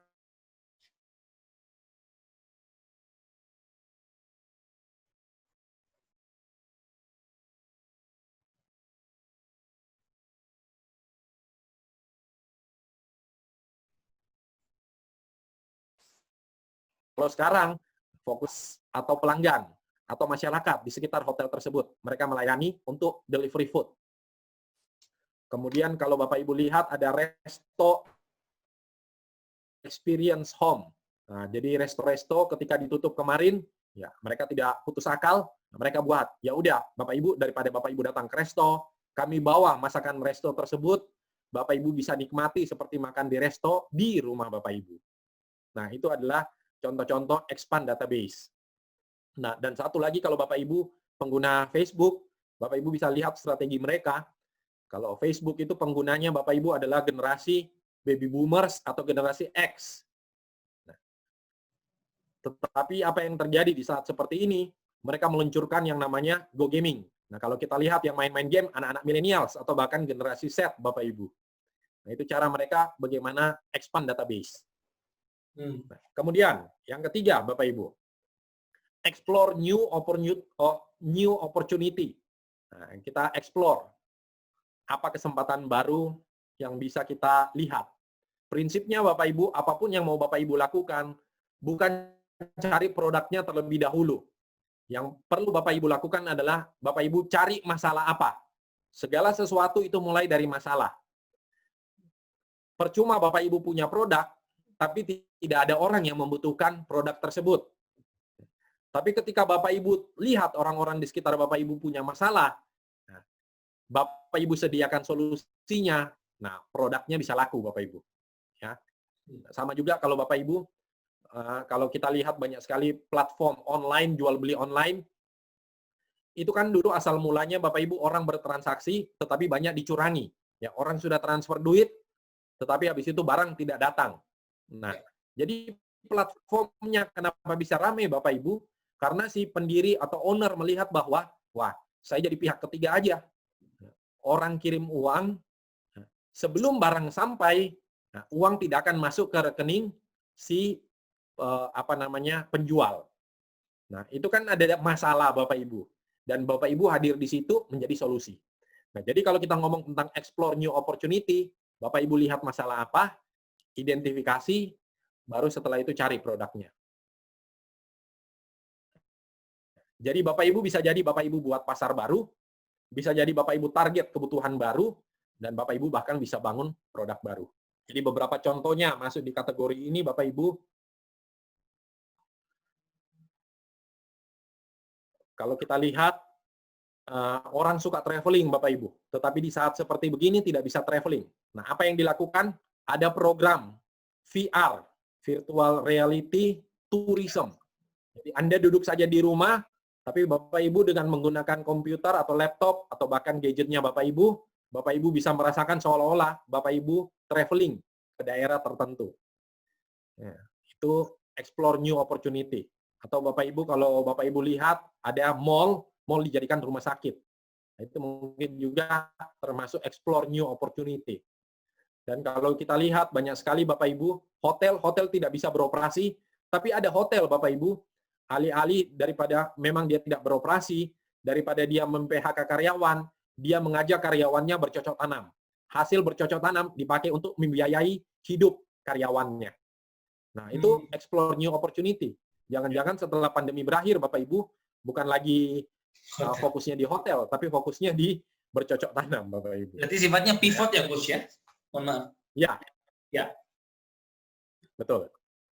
Kemudian yang saya kenal Bapak Ibu, ada EO, event organizer, di saat seperti begini sepi, tetapi di saat situasi kondisi seperti begini, dia melihat tren, alat-alat kesehatan, alat pelindung diri. Nah, itu lagi tren. Nah, yang terjadi adalah dia memasuki pasar atau industri tersebut dan memperoleh hasil yang bisa dikatakan menggembirakan untuk menutupi tidak beroperasinya event organizer-nya. Nah, hal-hal seperti itu Bapak Ibu yang bisa kita lakukan strategi kita untuk explore new opportunity di saat seperti ini. Nah, kira-kira Mas Ruby, Bapak Ibu semua, kurang lebih itu topik bahasan sharing hari ini Bapak Ibu. Kurang lebihnya silakan. Bapak Ibu bisa menambahkan, Bapak Ibu mungkin punya pengalaman, Bapak Ibu ada expert di hal-hal ini, silakan. Bapak Ibu boleh sampaikan dan kita saling belajar, berdiskusi di sini Bapak Ibu. Silakan. Untuk materinya sudah. Ya. Baik Bapak Ibu, saya persilahkan unmute kalau mau bertanya langsung sebelum nanti saya persilahkan Bapak Ibu dulu yang bertanya. Kalau saya yang bertanya banyak sekali yang saya mau tanyakan karena wah ini sesuatu yang cracking mindset ya, cracking mindset. Jadi mumpung Coach Putra lagi di sini dengan pengalaman beliau, dengan segala sesuatu yang beliau pernah experience, saya izinkan untuk interaksi langsung bertanya, unmute, langsung tanya kendala Bapak Ibu, atau mungkin bisa sharing juga sebelum nanti saya yang bertanya. Kalau saya yang bertanya nanti nggak ini. Dan ingat, ini kalau Bapak Ibu bertanya atau menjawab atau interaksi lah dengan kami, ada satu buku yang sudah dijanjikan Coach Putra untuk dibagikan, ya. Jadi jika Anda mau mendapatkan buku itu bukunya ya ada di window-nya Coach Putra. Jadi kalau Bapak Ibu mau silahkan gitu ya. Saya mau gitu loh. Kalau enggak saya bilang saya eman loh. Beliau juga punya buku terbaru 3M ya, Coach ya. Ya. Ya. Yang terbaru itu lead manage empower your sales team for peak performance. Wow. Berarti hanya Mas Ruby yang di versi hard copy, hard copy tinggal yang ini, yang prinsip sang juara. Baik. Yang 3M sama lead manage and empower your sales team for peak performance. Nah, itu yang di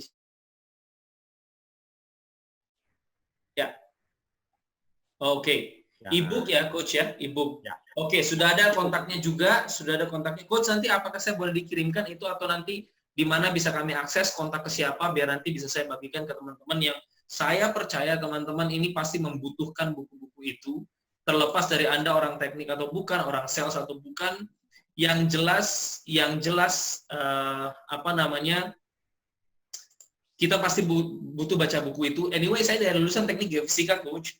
Dulu saya sempat di Pertamina, saya sempat di vendor oil and gas, saya 7 tahun di oil and gas, lebih banyak di oil and gas. Pada akhirnya saya memahami dan akhirnya mengerti perkataan papa saya sejak kecil.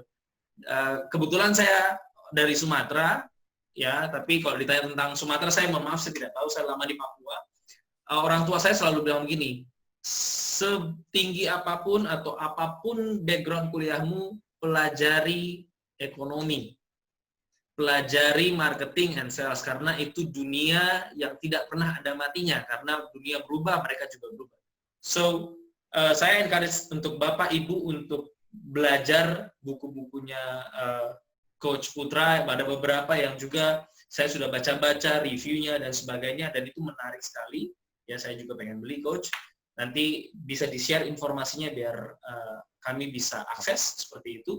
So, berhubung belum ada yang menanyakan, ini sebenarnya ada beberapa pertanyaan yang sudah disubmit dari Google Form, Coach.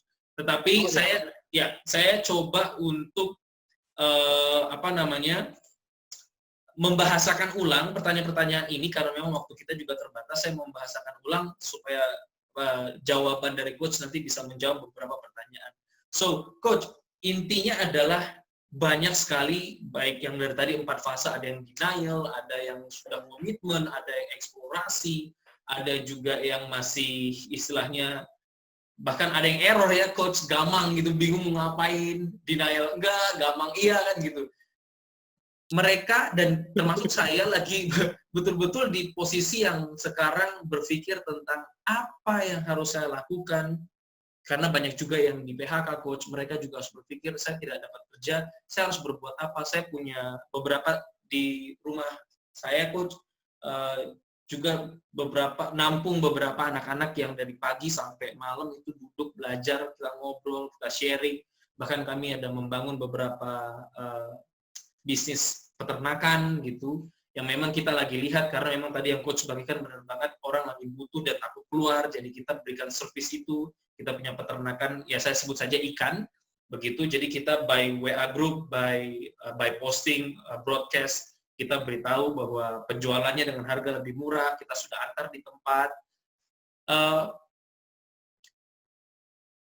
Pivot tidak mudah untuk semua organisasi perusahaan atau bisnis atau swasta.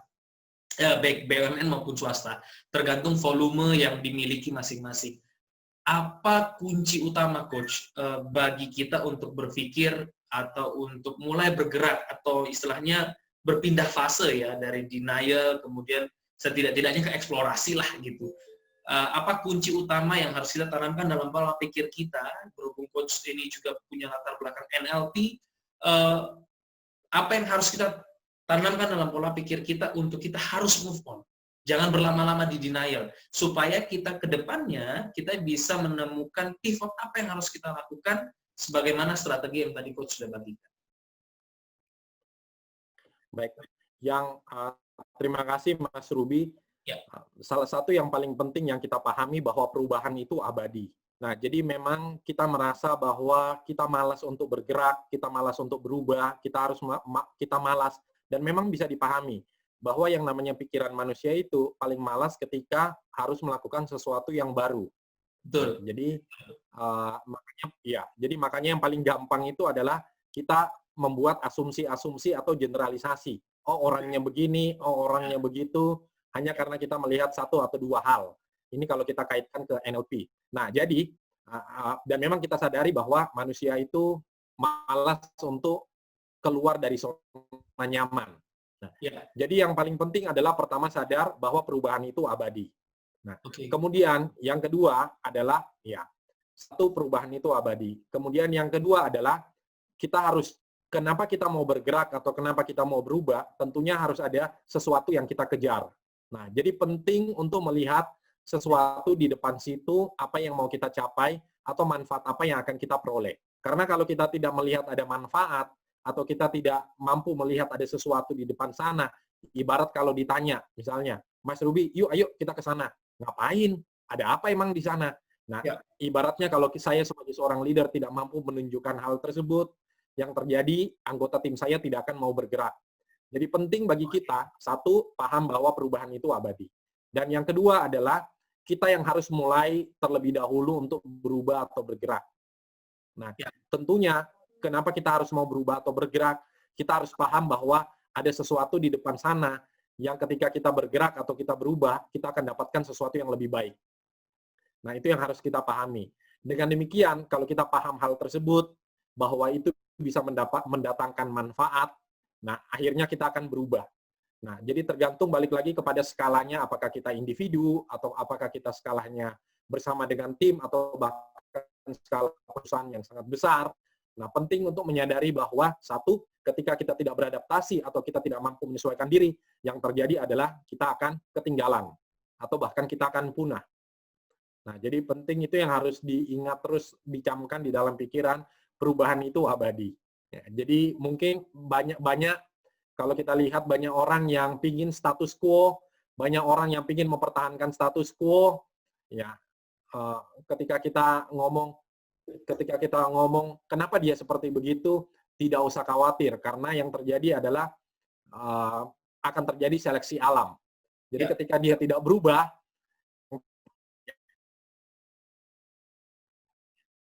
kira-kira begitu. Jadi kalau ngomong tentang mindset-nya, satu, paham bahwa perubahan itu terus berlangsung, dan yang kedua adalah kita berubah karena kita ingin hasil yang lebih baik.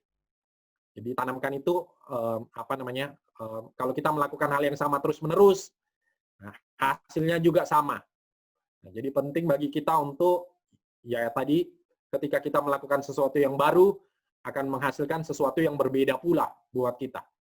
Jadi itu mungkin kira-kira bisa membantu Mas Ruby punya paradigma atau mindset seperti itu. Wow, very nice. Paradigma, Coach. Paradigma. Ini satu kata yang masif. Saya suka mengatakan kata-kata masif karena memang begini, Coach. Saya pernah ditegur saat saya belum di BUMN waktu itu.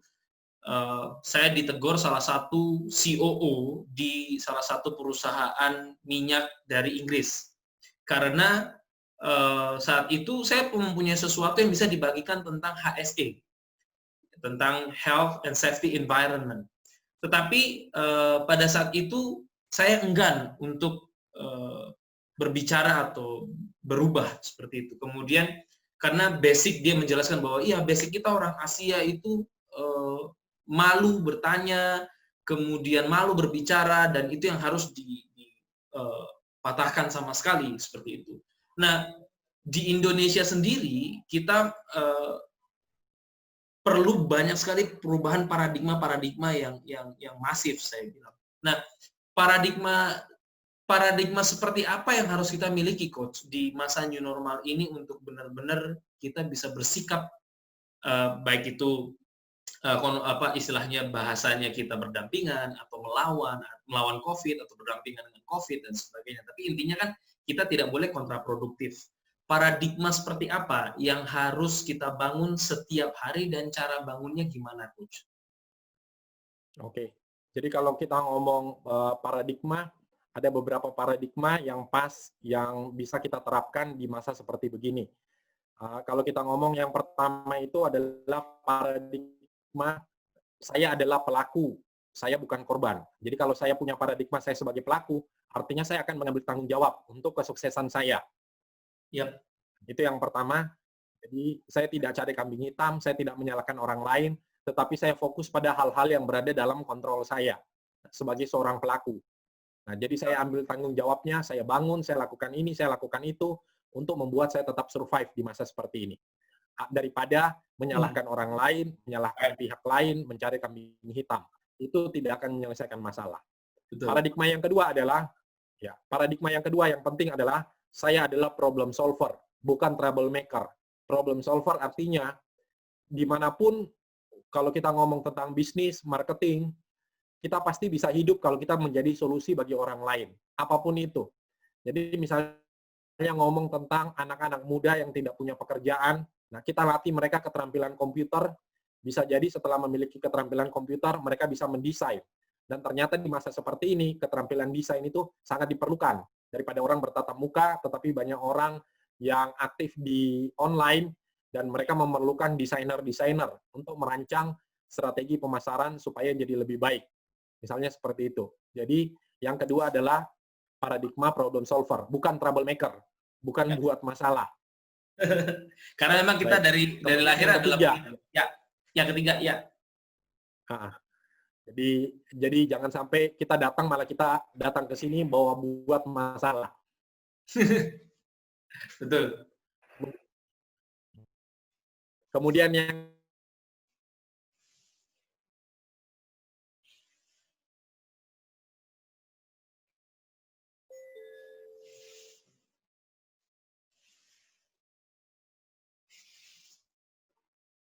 ya.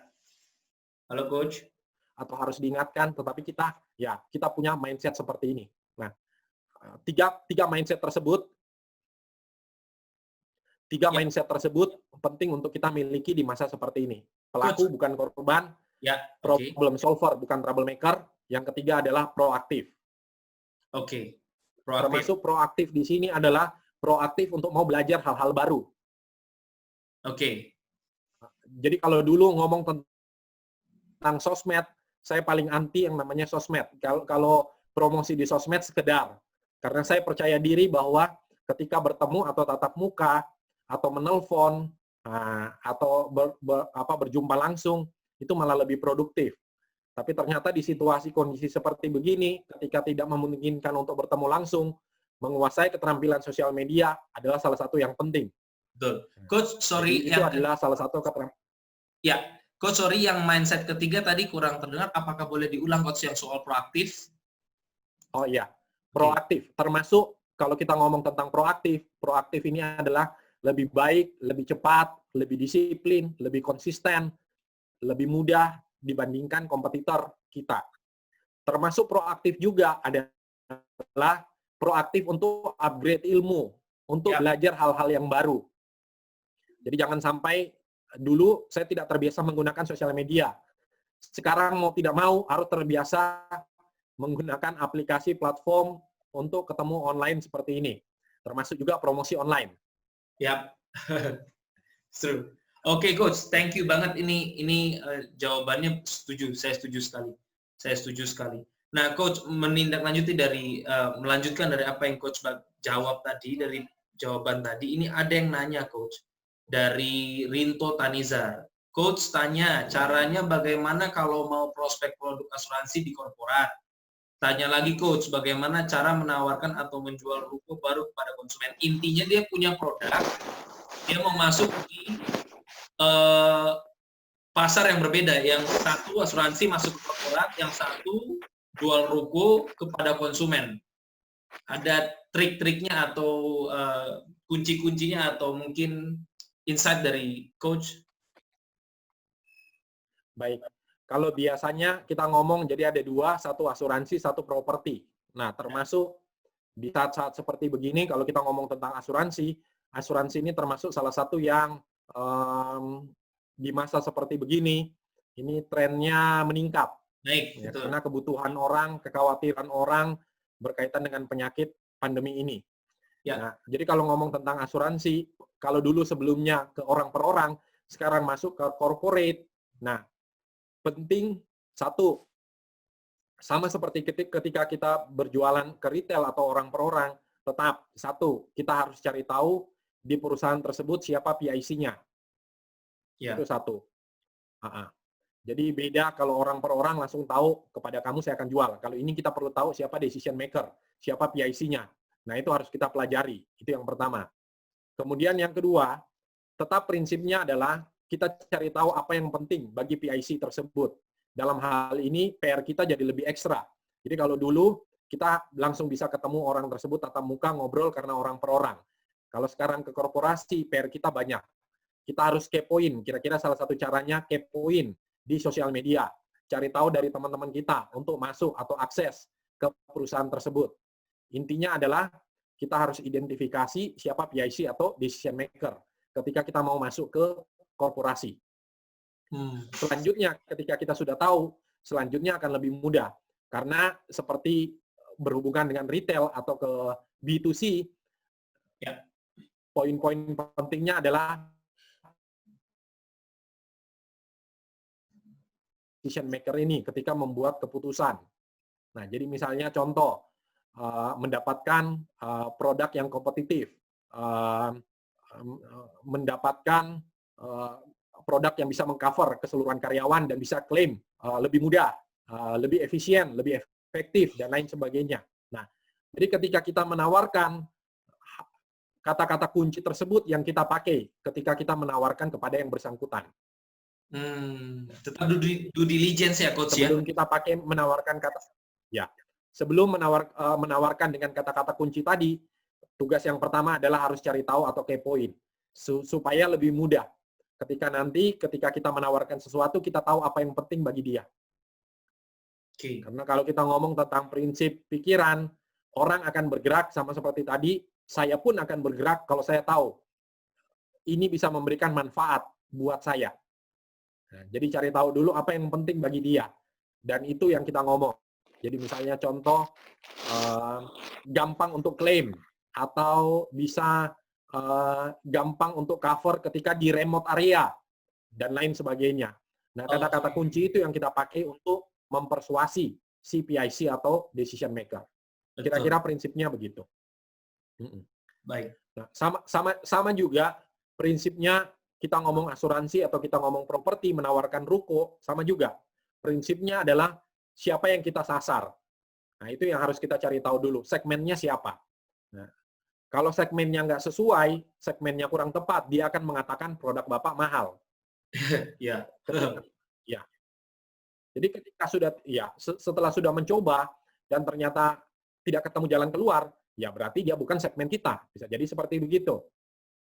Ya. Nah, jadi tetap segmennya yang tepat, kemudian habis itu yang kedua, apa yang penting bagi dia. Misalnya contoh, kalau kita ngomong, kebetulan sebelum ini banyak broker-broker properti yang sempat kami melakukan sharing ataupun pelatihan.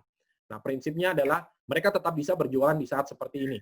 Kata kuncinya adalah di saat-saat seperti begini, bisa jadi bagi pembeli kepada mereka adalah di saat situasi kondisi seperti ini, mereka bisa mendapatkan harga yang tidak mungkin mereka peroleh ketika situasi atau kondisi normal. Ya. Kepada pihak buyer, kita harus cari tahu juga. Karena yang punya barang kan buyer. Nah, kita harus cari tahu juga kenapa dia mau menjual. Apakah ada kebutuhan urgent mendesak tentang keuangan atau finansial dan lain sebagainya. Nah, dua belah pihak, namanya kalau kita penjual, berarti kita di tengah. Satu kalau bisa harganya setinggi mungkin, satu kalau bisa harganya serendah mungkin. Tugas kita adalah kasih balance, kan? Ya. Kira-kira begitu, Pak Rinto. Semoga membantu menjawab. Ya, berarti memang betul kita harus, kalau yang saya pahami adalah berarti due diligence dulu ya, Coach ya. Kita due diligence, kita survei, kita mapping needs-nya, kemudian setelah kita tahu, baru kita masuk ke teknik negosiasi yang tepat. Nah ini Bapak Ibu mau belajar teknik negosiasi, itu bisa belajar juga dari Coach Putra ini, juga ada nanti Pokoknya secara korporasi Anda mau membutuhkan bantuan, mentoring, coaching, mau itu tentang sales, management, system, NLP, itu bisa kontak beliau ya. Juga silahkan order bukunya langsung saja ke Instagram beliau ya di @puteralengkong ya. Nanti saya WhatsApp saya WhatsApp nanti website sama Instagramnya Coach Putra, sama buku-bukunya juga ada di sana, jadi istilahnya landing page-nya Coach Putra ini sudah lengkap lah. Anda mau lihat testimoninya ada, mau lihat produknya apa, mau lihat buku-bukunya apa, kemudian latar belakang kenapa Coach Putra dan tim mendirikan Excellency Training Indonesia juga apa, dan sebagainya. Ya, pokoknya explore, pelajari. Saya bisa rekomen Bapak Ibu, terutama yang di kampus, university, mau meningkatkan, remember university itu adalah tempat atau pabrik tenaga kerja. Baik itu pengusaha, baik itu orang-orang yang akan ikut kerja ikut orang, dan sebagainya. Itu Anda adalah pencetak tenaga kerja, penerus bangsa. So, saya tidak mau jualan di sini, tapi saya percaya apa yang dibagikan Coach Putra itu masif sekali. Saya bilang masif karena bukan berarti berat tidak bisa dilakukan, tidak. Tetapi itu nilainya bukan abal-abal. Ya, di kepercayaan saya mengatakan jangan pernah taruh mutiara itu di junggur babi. Artinya jangan pernah kasih sesuatu yang berharga kepada orang atau yang menerima itu tidak menghargai benda itu. So, saya percaya kita bukan orang yang kemudian tidak menghargai apa yang sudah dilemparkan atau knowledge yang diberikan oleh Coach Putra. Jadi banyak sekali yang kita pelajari, termasuk juga tadi bagaimana mapping pasar juga ya Coach ya. Kita bisa pakai SWOT juga bisa, kemudian kita bisa pakai model canvas juga kita bisa bikin untuk bisnis. Nah, itu di timnya Coach juga bisa coaching ya. Itu bisa ya Coach ya. Betul. Nah, itu silahkan tuh langsung konsultasi saja, baik itu secara personal maupun secara korporat, kontak langsung, sudah terjamin Excellency Training Indonesia ini sudah sudah terbukti gitulah. Beliau ini salah satu one of the best-nya Indonesia. Saya tidak melebihkan karena itu fakta, silahkan lihat sendiri. Faktanya bahwa bisa mendampingi sampai ke Rio tahun 2016 untuk mindset coach Olympian emas di Indo, itu bukan sesuatu atau seseorang atau tim. Beliau ini bekerja bersama tim, bukan Superman ya Coach ya. Tapi saya percaya Coach Putra bersama super tim. Seperti itu. Jadi mungkin kita sudah di penghujung kegiatan kita. Tapi untuk teman-teman yang sudah join, thank you banget ya. Nanti kita mungkin akan bertemu lagi Coach kalau ada waktunya, ada event berikutnya, baik itu berbayar tidak berbayar ya. Saya percaya Bapak Ibu adalah orang-orang pembelajar yang terus akan mengikuti, mau belajar. Remember, kita beli iPad yang harganya mahal, tidak mungkin kita banting-banting atau taruh sembarangan.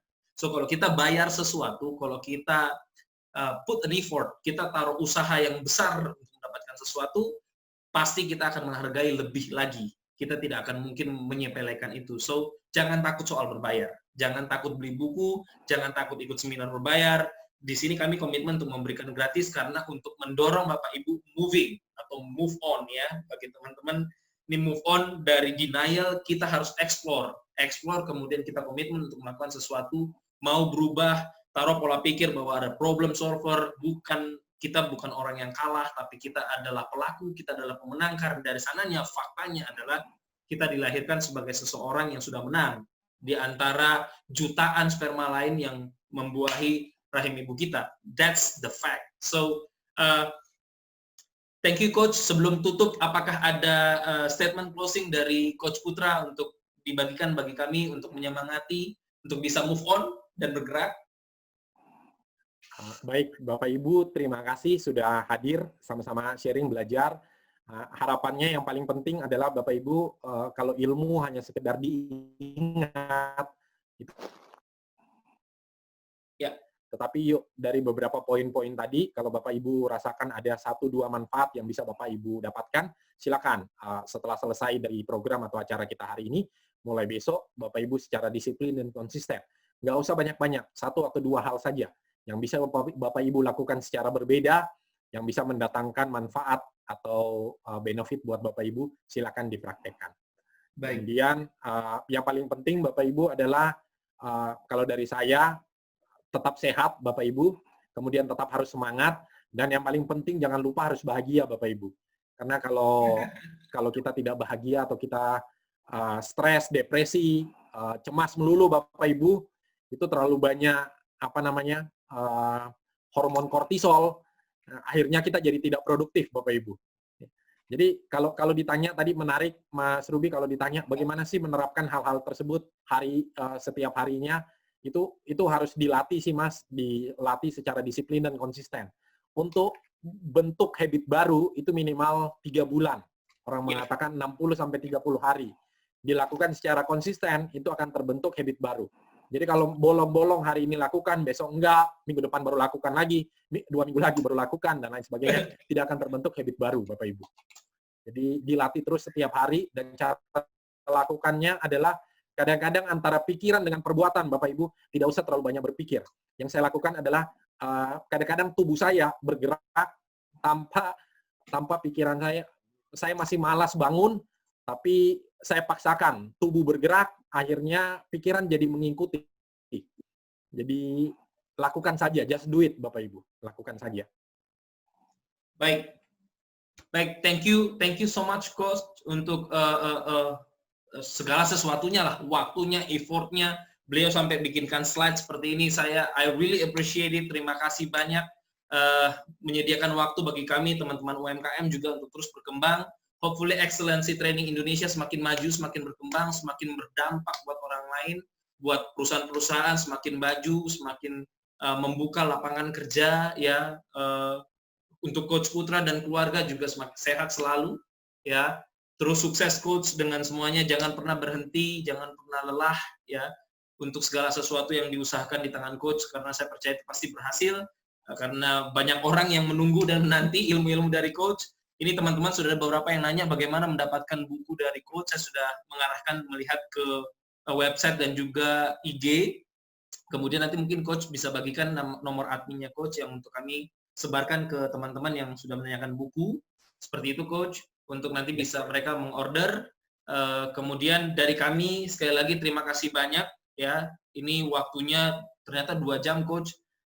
Belum juga cukup, nanti kita akan ketemu di ya namanya kalau happy ya begini. Thank you banget, ini materi yang masif tapi dikemas dengan sangat menarik, jadi kami lebih mudah untuk mempraktekkan. Saya pribadi Ruby dari Aksara Safety Indonesia, Aksara Safety PT Mitra Jaya Profita. Saya juga bersama partner saya, kami sedang membangun untuk Faji Bronisona. Memang kami mengalami peningkatan yang luar biasa karena kami sekarang ke arah frozen juga gitu. Betul sekali, kita harus bergerak karena memang waktu itu saya dengan partner saya gamang juga Coach, mau bagaimana ini orang nggak ada yang mau beli, orang takut COVID dan sebagainya. Ternyata kalau dengan frozen mereka memanaskan kembali karena virus itu bisa mati di suhu 56 derajat, akhirnya membuat kepercayaan yang baru kepada konsumen, dan konsumen akhirnya mau membelinya. Dan thank God untuk itu kami omsetnya meningkat 50 sampai hampir 100%, dan itu menarik sekali. Terima kasih untuk ilmunya. Saya siap mempraktekkan ini mulai besok ini. Saya udah nggak sabar untuk bikin mind mapping sama kemudian strategi bisnisnya juga untuk model kanvasnya ini. Saya sudah semangat banget. Terima kasih. So hopefully semuanya baik-baik. Mas Ruby, yes, gimana Coach? Mas Ruby, satu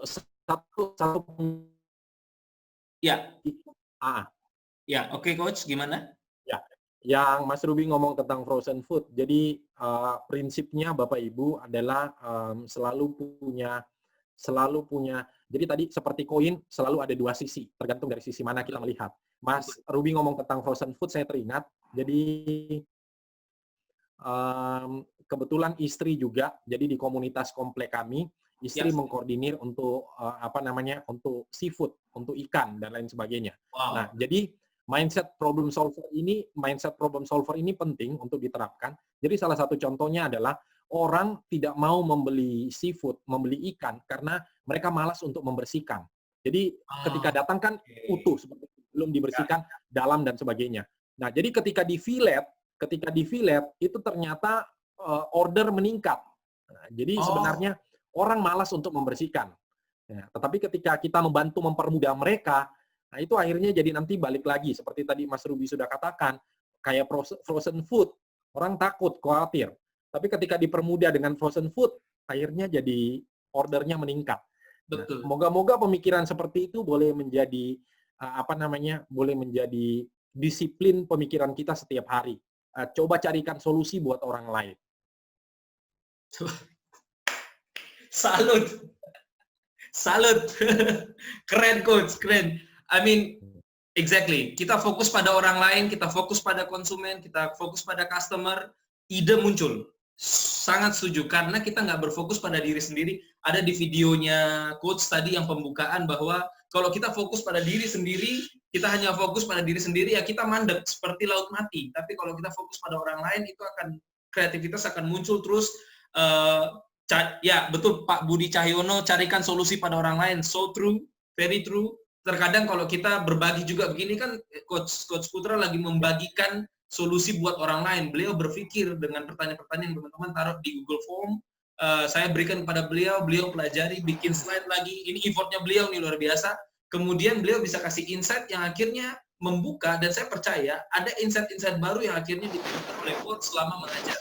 So, terima kasih sekali lagi coach, terima kasih waktunya, terima kasih ilmunya, terima kasih effortnya, terima kasih untuk segala sesuatu. Salam untuk keluarga, salam untuk teman-teman, sukses selalu ya, supaya see you on the top, see you at the top coach. Saya percaya Excellency Training Indonesia terus maju, terus berkembang bersama Coach Putra dan tim.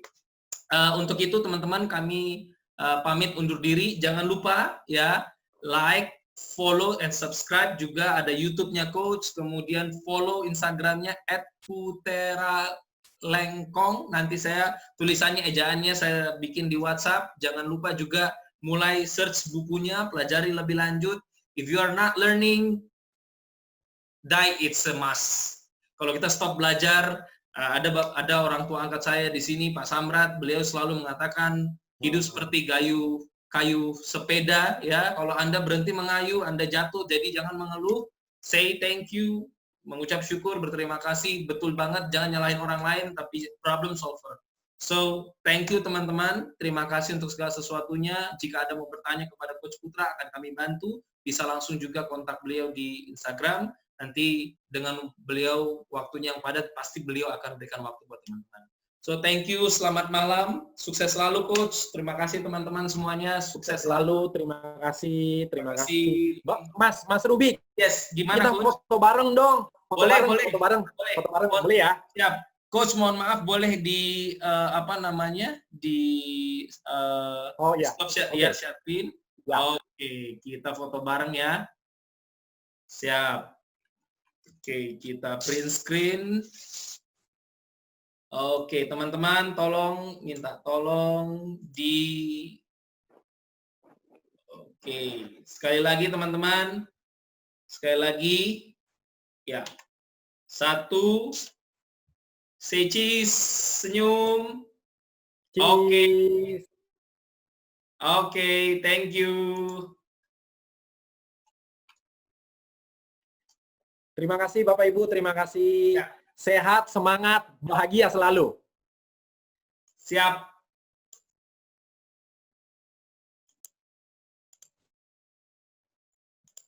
Ya, thank you. Thank you everybody.